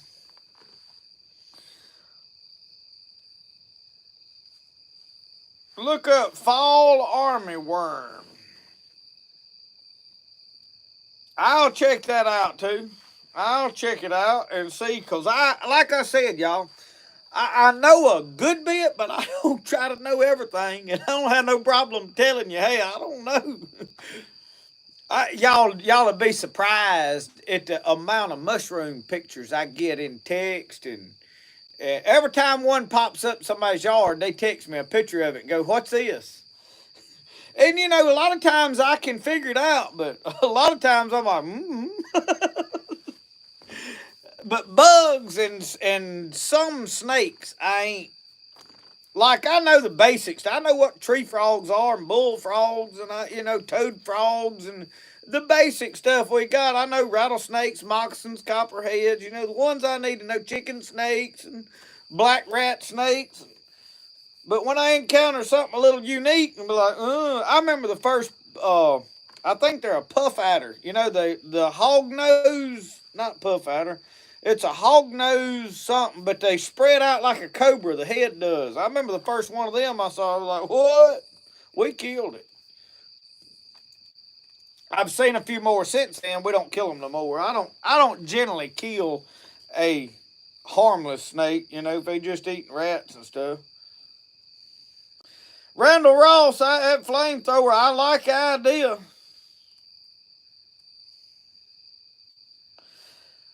Randall Hayes, them greens is doing wonderful. Now my cabbage, I need to get down there and hoe the cabbage and collards. I hadn't had a chance to hoe them, but now they still doing good. Just the weeds I left in that row, I need to cut out. Spread adders, yeah. I think we did call it a puff adder or something, but it's a hog nose something here, is from what I gathered. But it's a black snake or dark color, and it'll spread out. I thought, it's a cobra. We done got invaded. The first one I ever saw. So they're not really eating the grass. They're just uprooting it when tunneling. And that's possible. I wouldn't argue that. I don't know. I just know the grass is dying. And the only thing left is that spurge. It's the only thing they ain't uprooted. I guess it's too tough for them. Yeah, I've seen a couple of more since then. Tommy said they're endangered. I hadn't, which I don't never kill it. I don't even kill a poison snake. I'll tell you why we killed this other one. The first one I ever saw, we was putting a metal roof on the house, so that's been 6, 7, 8 years ago. And we picked up the sheet of metal, and he come out from under it. Now, we was in this yard. Of course, the people was going to work. So I pulled out, my forearm, and I put a ball through his head. I didn't know what it was. And then I got to thinking, I'm like, well, surely these idiots didn't have no pet snake around that got loose. It was some exotic something. So we done away with it and didn't say nothing. But it scared us pretty good, I mean, I'm okay with anything long as I can see it over yonder and know it's there. And, I mean, I'm good then.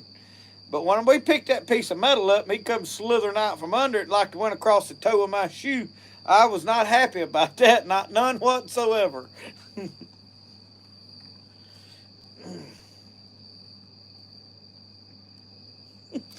JL said, depending on the distance, they all spitting cobras to me. No, I can see that.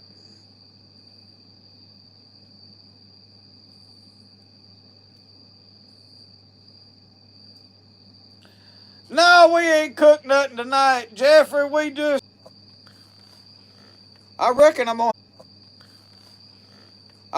gonna have to send old Elon a check, get him to fix my internet. I mean, doggone. One more time. We're gonna draw for this. One more time. We're gonna draw for this next Friday. Those of you that have just joined in, missed the first. If you hadn't bought chances are $10 a piece, and the reason that $10 is if they was 5, you'd have bought 2 of them. You got the percentage of your chances is gonna be in there, and there'd be a lot less chances for me to have to cut up and put in a hat. So, and it weeded a lot of people from buying one. That way, you got a better chance of winning it when you do buy one. Anyway, that was just a number I picked out of the top of my head when I started making the tickets. I ain't gonna lie. I didn't put not one bit of thought into what the price ought to be. I probably should have. But anyway, $10 a chance. Email me or either message me on Facebook if you want a chance. I got to be paid for it before next Friday for you to get your name in the hat. All the money's going to the men's ministry. Thought I'd mention that again. But Jeffrey, that's what we have done so far. And then I sold a knife, and then I showed another one I made. I made this one today, finished it. This is the one y'all saw in the skinning video. I have copied it and made my own version of it. That's a lot better still. And y'all, this thing, I don't know what it is about the design, but when you go across that whit rock, that Lansky stone, it goes swing. It's got a ring to it. I thought that was a good sign. I said, you know, anytime a knife's got a ring to it when you're sharpening it, it's got to be a good one. So, anyway, that's that. Message me on Facebook or send some money with your youngins to church Sunday or something. It don't matter. We are. They $10 a chance, and I am going to draw that thing live on here next Friday. Probably at the halfway mark. Because we'll give everybody time to draw in. Usually about 8 o'clock I've got the most people in here. So we'll do it then, probably next. We'll just go ahead and plan now. We're going next Friday. We're going to do live at 7. At 8 o'clock, we'll draw the thing. That way everybody knows to be here by then for the drawing if they got their name in the hat where they can see. But just email me, justinpeden@gmail. Scroll one time. But it's Peden@gmail. And what I've been doing is I've been letting people pay for these chances with PayPal. That way I can keep all that money separate from my knife orders. Because if it comes in my knife orders, Progressive may draw the money out of my account. I done made them mad. I told them I was firing them.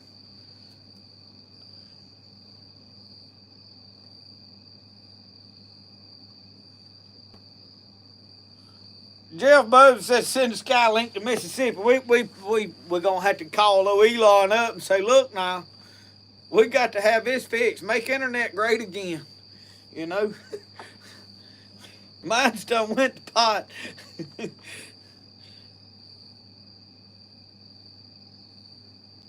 All right. I'm trying to finish off my tea. I wish I had made some coffee, but I didn't make no coffee. And ain't nobody here to make me none. Son, y'all, last week, let me tell y'all something else. I fired some people up about Christmas. I mean, got forever more upset. I had one lady, she said, I am so disappointed in you. You blocked somebody for speaking a biblical truth. I said, no, ma'am, I blocked them because they kept wanting to argue with us. There's some people that they are fully convinced that celebrating Christmas is against our upbringing and religion. And they think if you celebrate Christmas, you're going to go to hell over it. That's what I think they really think. So I'm going to be honest with y'all. I don't take nothing lightly. I mean, I'll crack jokes and make jokes about everything. But I do, in my heart, take everything pretty serious. So I've done a bunch of research. And I want you to know this, beyond a shadow of a doubt in my mind, there ain't a thing wrong with celebrating Christmas. I have dug deep into it. I have got to the roots, where the tree started, where Santa Claus come from, where when we started selling what the scriptures in Jeremiah 10's talking about, all of that. Ain't nothing wrong with celebrating Christmas. I'm convinced of that. So I don't know where all these folks that got upset and got deranged and who lied to them and got them convinced that Christmas was a bad thing. Now, get this. You can make Christmas about the wrong thing and it be a problem for you, just like eating. Gluttony is a sin. You get, but them folks is still eating that reads that. I guarantee you they sat down to supper tonight. So anyway, how much is a swing knife? You mean skinning knife? This knife? I don't know yet. I ain't put no price on this. Y'all, I got a lot of work in that thing. I ain't gonna lie. And that one there, if I'm gonna sell it, I'm probably gonna keep this one and use it. I put deer antler on this thing, and you see it's got some cracks and stuff in it. It's got a little divot in there. I like character and stuff. I don't like it to look like it come from Walmart. I just don't. Shiny blade, I don't like that. Perfect. I've done a pretty good job on my wood handles here. I've tried to get this rounded part up here just right on both sides. So they're a little more perfect than I'm used to, but I want it to be good. But anyway, that antler handle is hard to shape. So I'm probably going to put wood on the rest of these. I doubt I'm going to make any more out of them. But this curve, none of my belt grinders will fit this inside curve. So that I can just stick it up there and go bzzz, and it round that out. I had to do that by hand with a file. I mean, I cut it with a cutoff wheel in there. I'm going to have to get me a plasma cutter. I used to have one. I'm probably fixing to get me another one. I'll find me one on Facebook used or something. So I don't know what that knife's worth. I really don't at this point. I got a lot of work in it. Just be honest with you. So let me get my technique figured out, and if I get where I can make them fairly easily, they might be fairly cheap, but I don't know yet. Uncle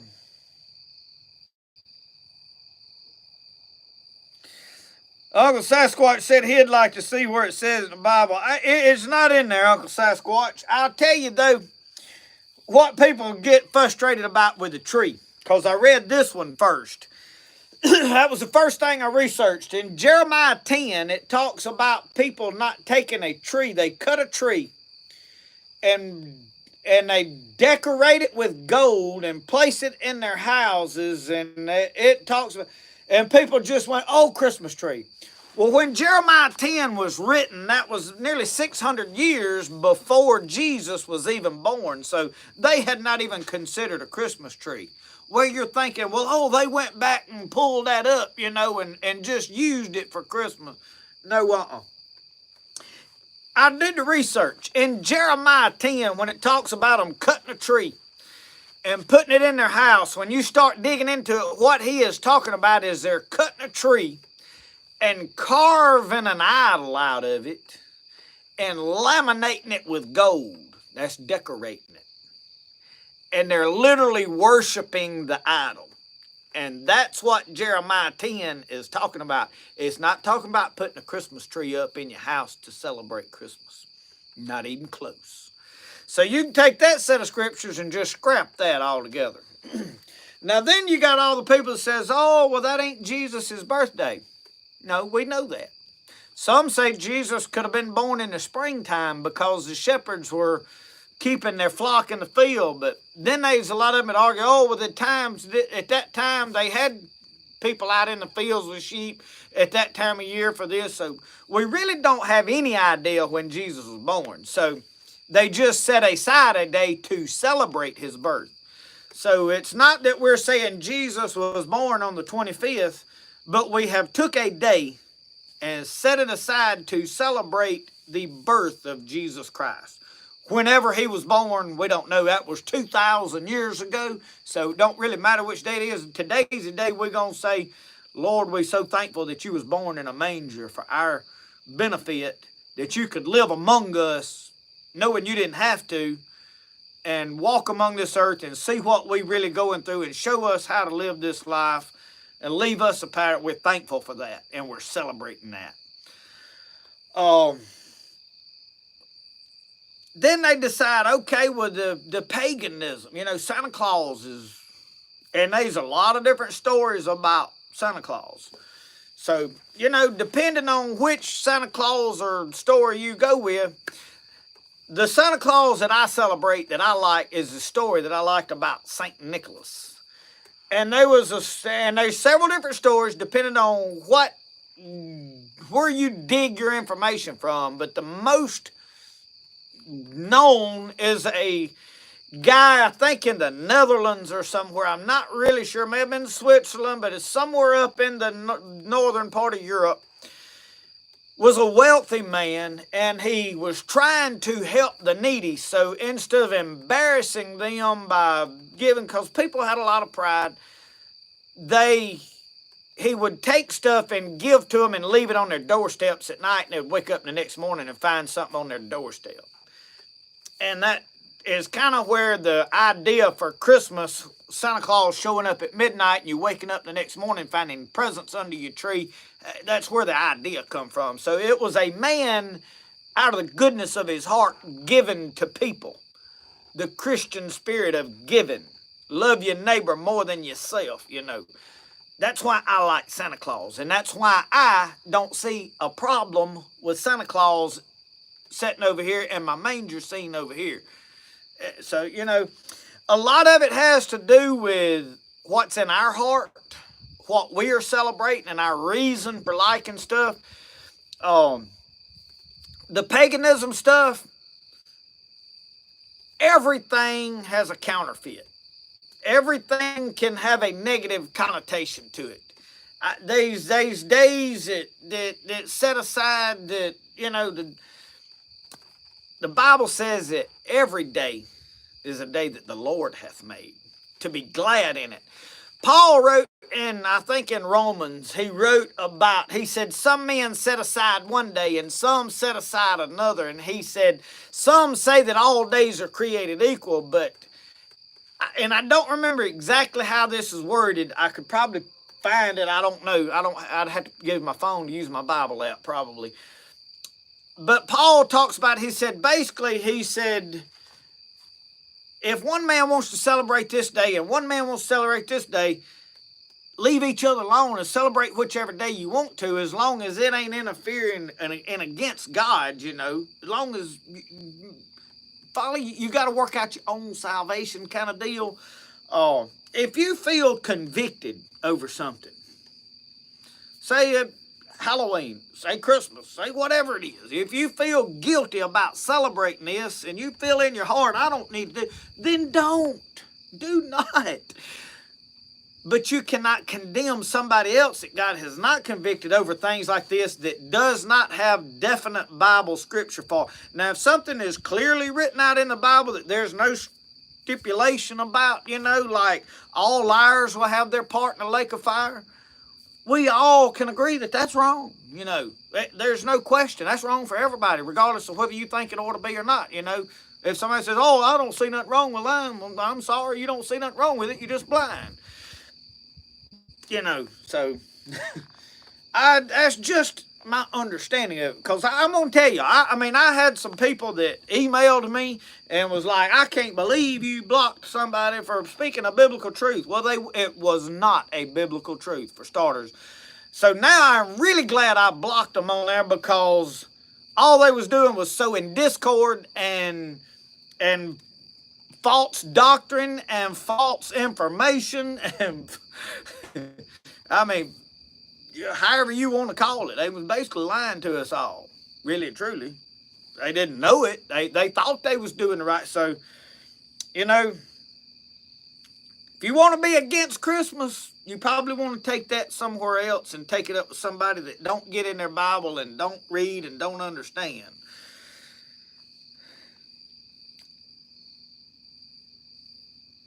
Jeff Busby, I bought me a bucket of ice cream, and I wish you hadn't mentioned that, because now I want a bowl. I bought some chocolate chip ice cream. I wanted something different.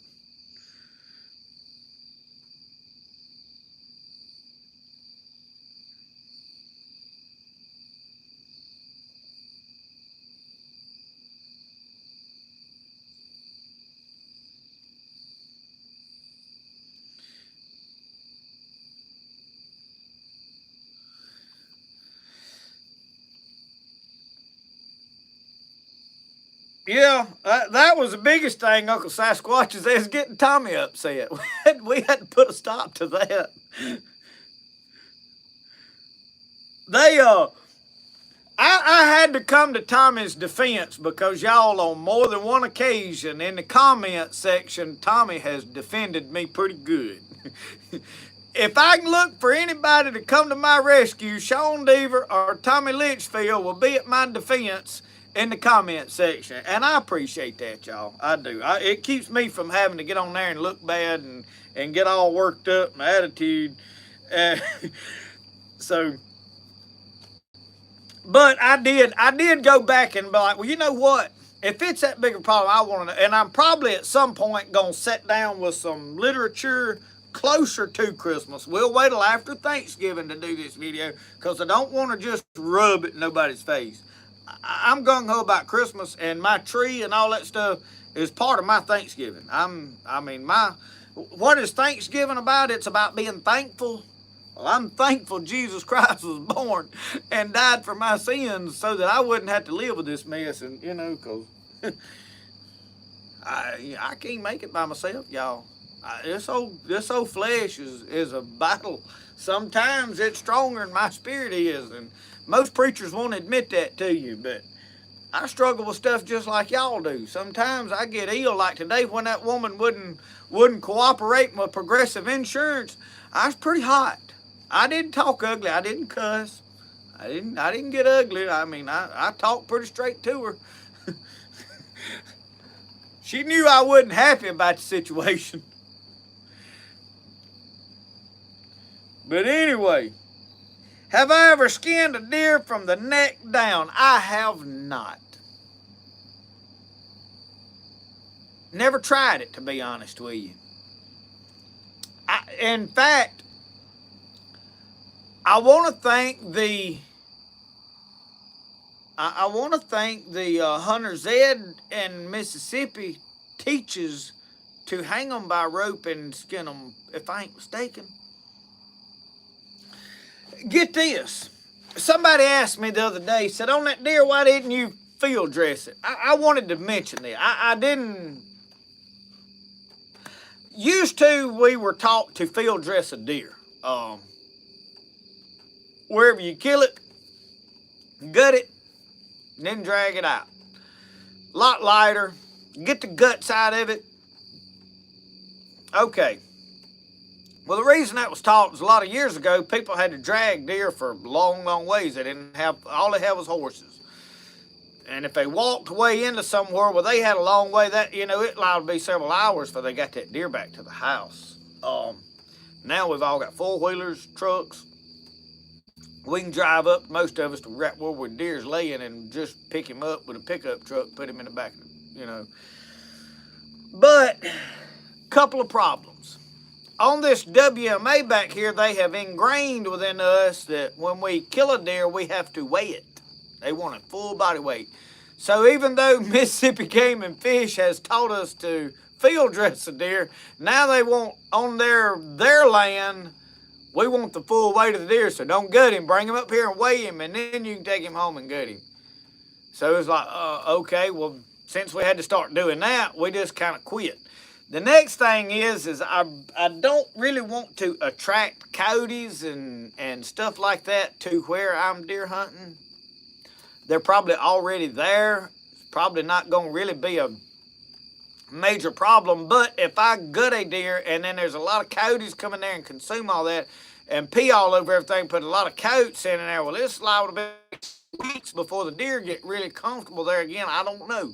It's just in my mind. I don't have proof of any of that. It's just, we get these ideas in our head and we just kind of run with it because it sounds good. That's kind of what I did with that.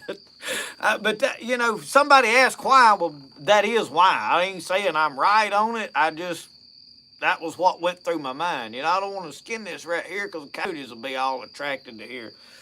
So, what are y'all thoughts on field dressing a deer? Usually I can do all of that a lot easier in my shed over there in the skinning rack. Yellow Rose, I'll type it in for you.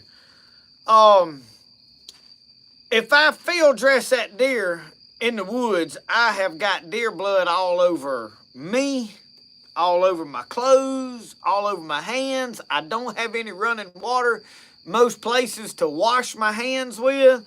I just don't field dress them anymore. I'm not saying you shouldn't. I think if I was like old Mike Reed and I shot one way up in the mountains like he did last year and I had to drag it for 2 miles, yeah, I'd probably cut the guts out of it. I mean, it makes a lot of sense. But here I can just about back my truck up to most places, or at least my buggy, and pick that deer right up from right there. So it's really not a big issue. So anyway, what are y'all's thoughts on that? Let me type my email in for her or for him. Yellow Rose, I'm sorry, I assumed your gender.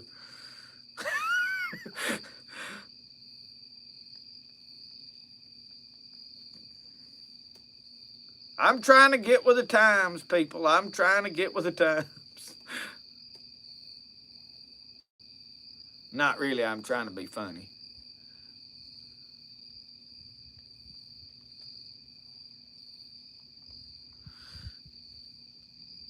There it is.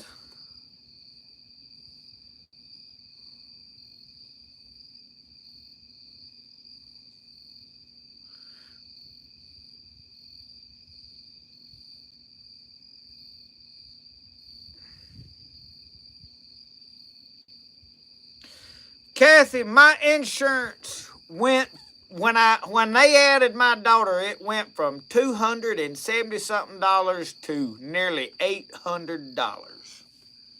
She's 21 years old, 20 years old. Didn't want full coverage, just wanted liability on an old 2010 Nissan Maxima. We not wanting our car fixed if she crashes it. It ain't worth what the deductible is, probably. You know, I mean, number one, you don't take a young'un and put them in a brand new nice vehicle. They gonna bang your fenders up because they ain't learned how to drive yet.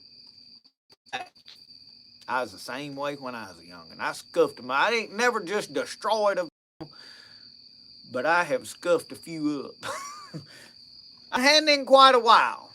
Now, about 3 years ago, I backed over one out here in the driveway. I mean, I left in a hurry and just T-boned the side of it in reverse. Wham! Little Mini Cooper. I mean, I put a dent in the back door of that thing. Uncle Sasquatch said, drag it nothing. Said he kicked that sucker off the mountain and let it roll down. I bet it was tender, Uncle Sasquatch, when he got it to the bottom, wasn't it? Oh, Lord, I watched old Mike today make a chain out of at the forward. I hadn't got to watch his videos in the last few days. So I caught up on 2 or 3. And man, I don't know that I want a blacksmith no chain. That looked like a lot of repetitive say. I don't know. I guess if you...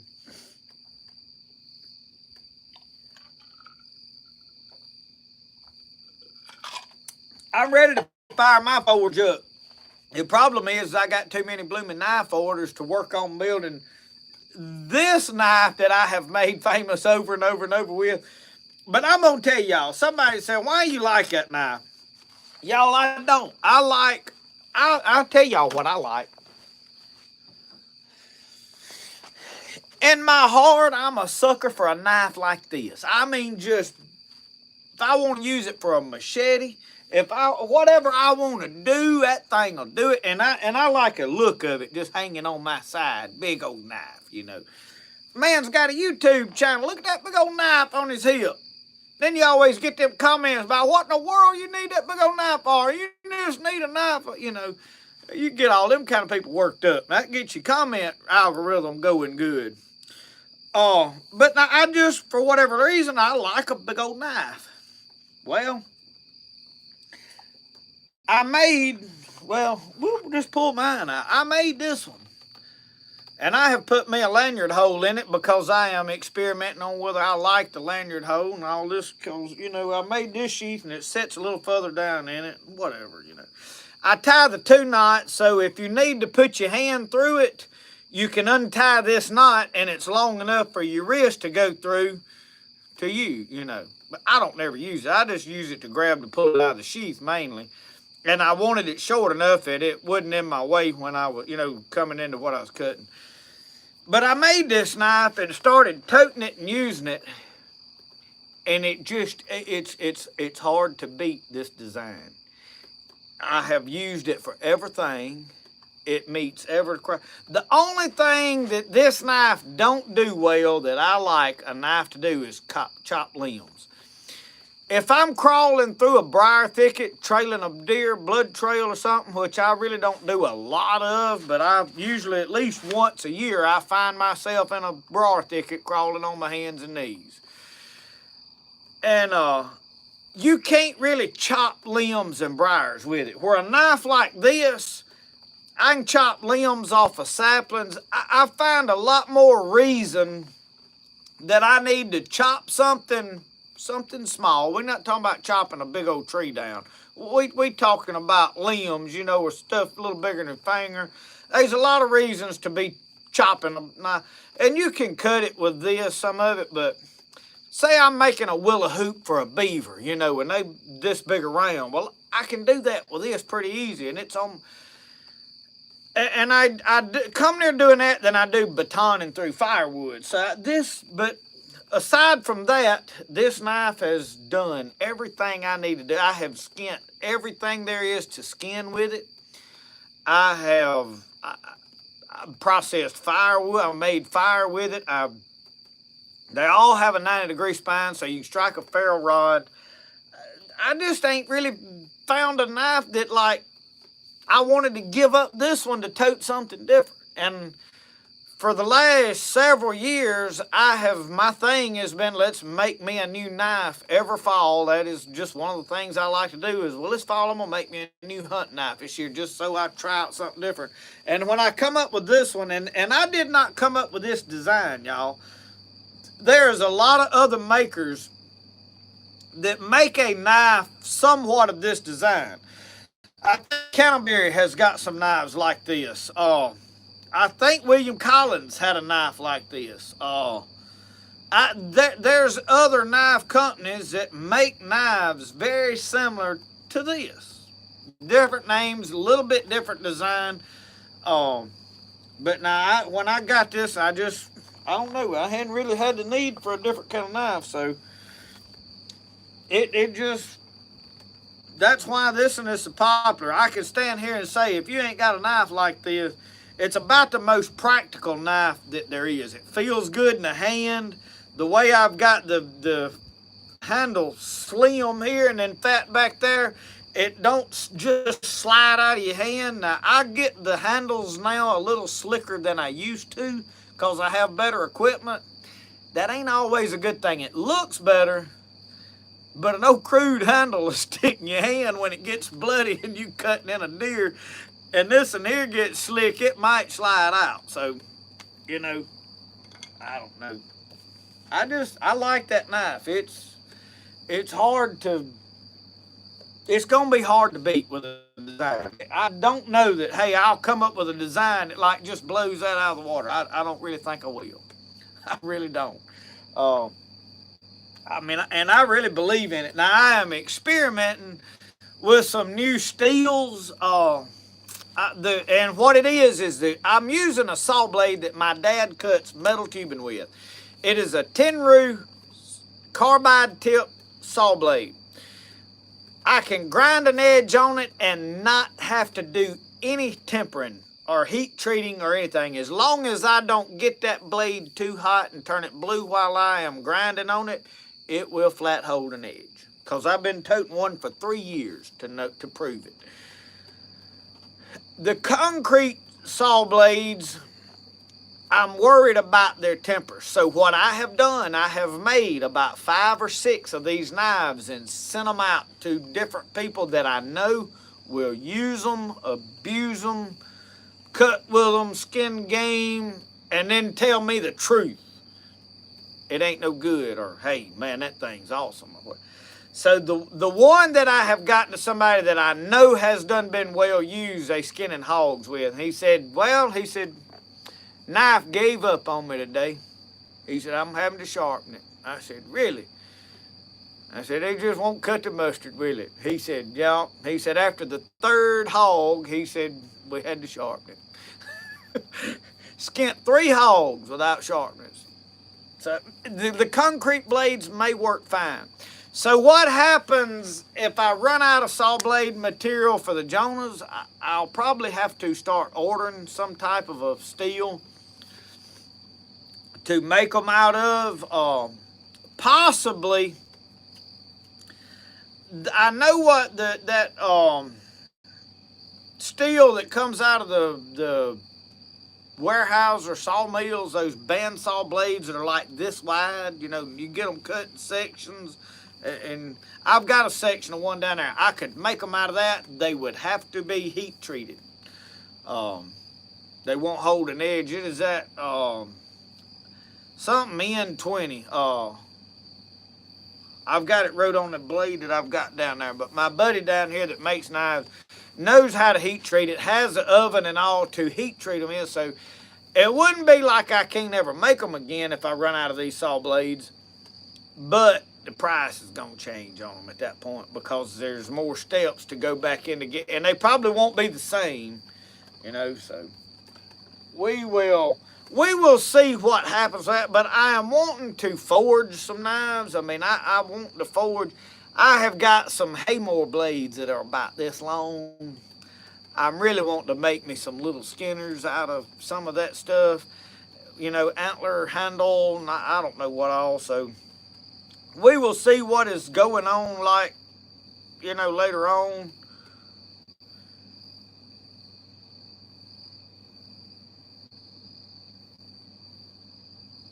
Randall Ross, yeah, sometimes you got to hone your tracking skills, and that is something that I really have always had a desire to work on. And the reason is you read these old mountain men books and listen to them talk about tracking people and animals or whatever. And I have got down and tried to track deer, and my problem has always been, well, Lord, there's so many tracks. How do you know what went? Well, I mean, it's like tracks everywhere. So how do I know which one I'm? It ain't like, you know, you walk in somebody's boot heel and they got an X carved in one heel. Oh, there it is, you know, in the mud.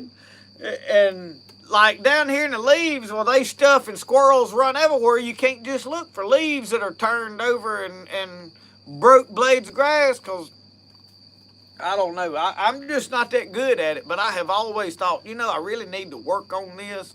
I would love to be a lot better.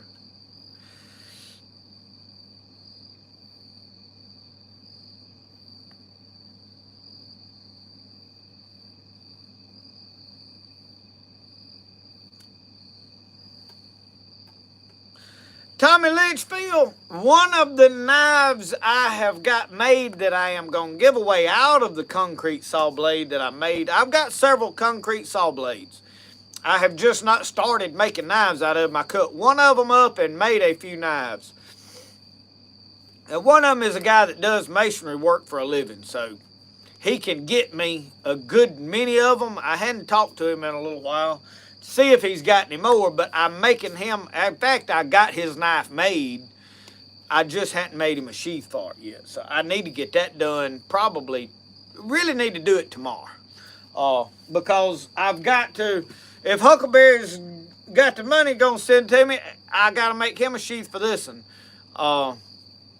But now, that is black walnut. That is about as good a handle as any of the other one. I like the Paduke. The Paduke, though, is hard to work with. It gums up my rasp something terrible. Beautiful wood, though. But now, most beautiful is that mesquite wood. That mesquite is hard and has some of the prettiest swirl in the grain. And I don't know if it's just the particular block of wood this man sent me, or if all mesquite's like this, I don't have a lot of experience with mesquite wood. I don't cook on a lot of mesquite. We got hickory, pecan, all that stuff here to cook on. So I don't just cook on a lot of mesquite wood. This piece I got is in blocks he sent me, and it is beautiful.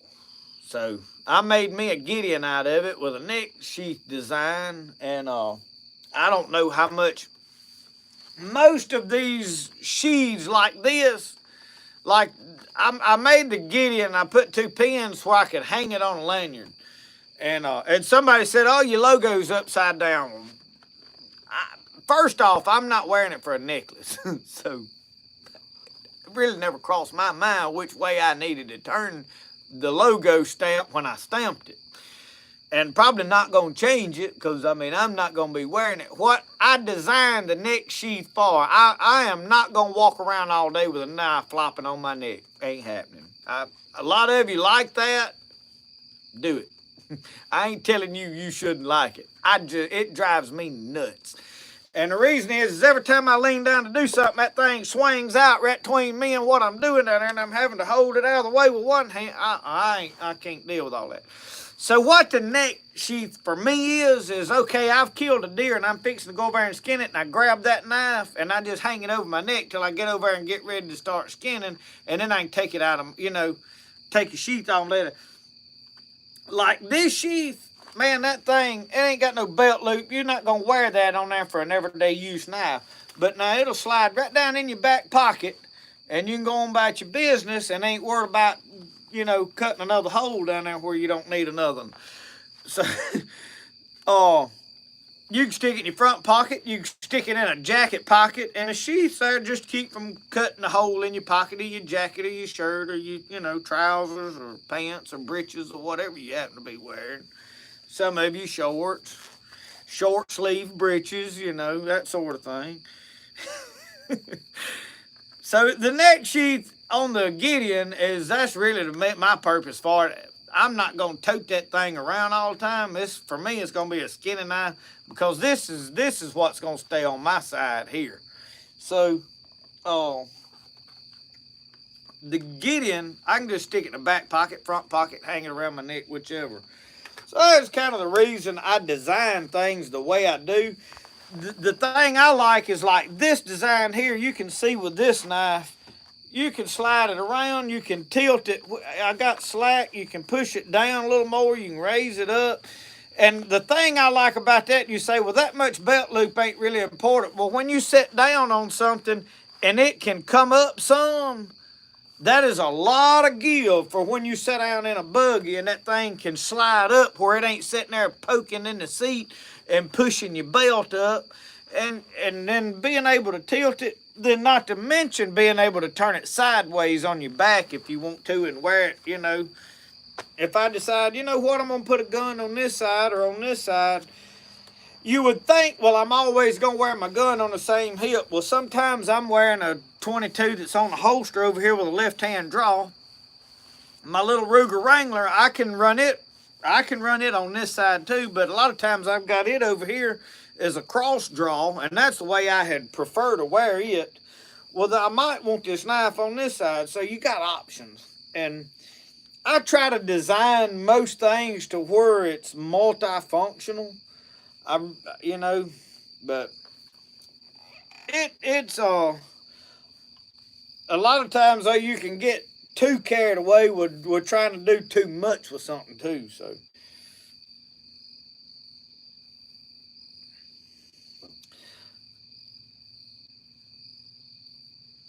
there you go, Tommy. That'll solve most everybody's problem, won't it? And if somebody orders a Gideon knife and they say, I want that neck sheath, I want to be able to read my logo when it's hanging on my neck and it be right side up to everybody else out there. I can do that. That ain't a problem. Just let me know, because I probably ain't going to think about it and do it just in general principle. So anyway, Mike Culpepper, don't leave us just yet, because I'm fixing to leave right along with you and we'll just walk out together. It's 9 o'clock. I am fixing to shut this mess down. I have had a ball talking to y'all complaining, whining about progressive insurance, talking about getting all the projects done. Thrilled this week to have the roof complete on the knife shop. It's allowing me to do a lot more. Now I have room possibly to work on some bow staves. I know we way past getting to play with any of that to the mountain or anything, but now that I got some of these projects out of my hair, I'm going to get back into doing some shooting. Look for some gun videos this week. I know I have several rifles that I've got to get tuned up, so we're going to get the shooting sticks out. We're going to set up right here under here. I'm probably going to go down to the pond where I've been shooting and get my target board and set it up right out here where we can get under here, and even if it's drizzling rain or whatever, we can film our shooting videos up here. I think I can shoot under here just as well. I also have a shooting table. My dad gave me the top rotted off of his. I'm probably going to put my top on. So hopefully those of you that like guns, we can have some shooting and gun videos coming out here pretty quick for hunting season. And I'm wanting now to get squirrel hunting more. We've put it off. It's been too hot. I'm going to be honest with y'all, it's got to cool off for me to go hunting. I can't hunt in heat. It just, I don't know. I don't get in the mood for one thing. But, big deal for those of you that are late joining, we're going to have the Teepee finished sometime this coming week. All I like right now is poking some holes for lacing pins, cutting me some lacing pins, and cut the Teepee poles. And then we're going to erect this thing. We will come back in a later video and waterproof it. So, that is what all you can look for coming up. And I don't know at what date, when, what's going to happen. So, thank y'all for tuning in tonight and sitting here and talking with us, chit-chatting. Y'all, I enjoy doing these. And we had been doing them on Saturday night. We've looked like we've drifted back to Friday just because of stuff going on Saturday that... So which night y'all rather do them? Y'all leave me a comment in some of the other videos or in this or something. And if you got a preference, it don't really matter to me. Friday night sometimes seemed easier. The last week I had to preach Sunday. Y'all's service was awesome Sunday. And not because I preached good. I'm talking about service was awesome. Holy Ghost moved. We prayed for everybody in the church. Lined up for prayer. Holy Ghost was moving in there before I ever got up there to preach. So that's what makes a service awesome. Not hey, look, I got to preach. I did wind up preaching. They just skipped the song part of it. But anyway... Thank y'all for watching tonight, tuning in, and supporting us. Everything y'all do for us, y'all, I don't take it for granted. I promise you I don't. I'm very thankful that all of y'all want to stop what you're doing and watch my videos and listen to me talk, and you put value in my opinions on things. Overwhelms me. I promise y'all, I may not always be right. I may not always make you happy, but I do the best I can. I won't do you wrong on purpose. I promise you that. I love y'all. I thank you. Remember, the best way to do things is the way you like to do it. We'll see y'all. Y'all have a good one.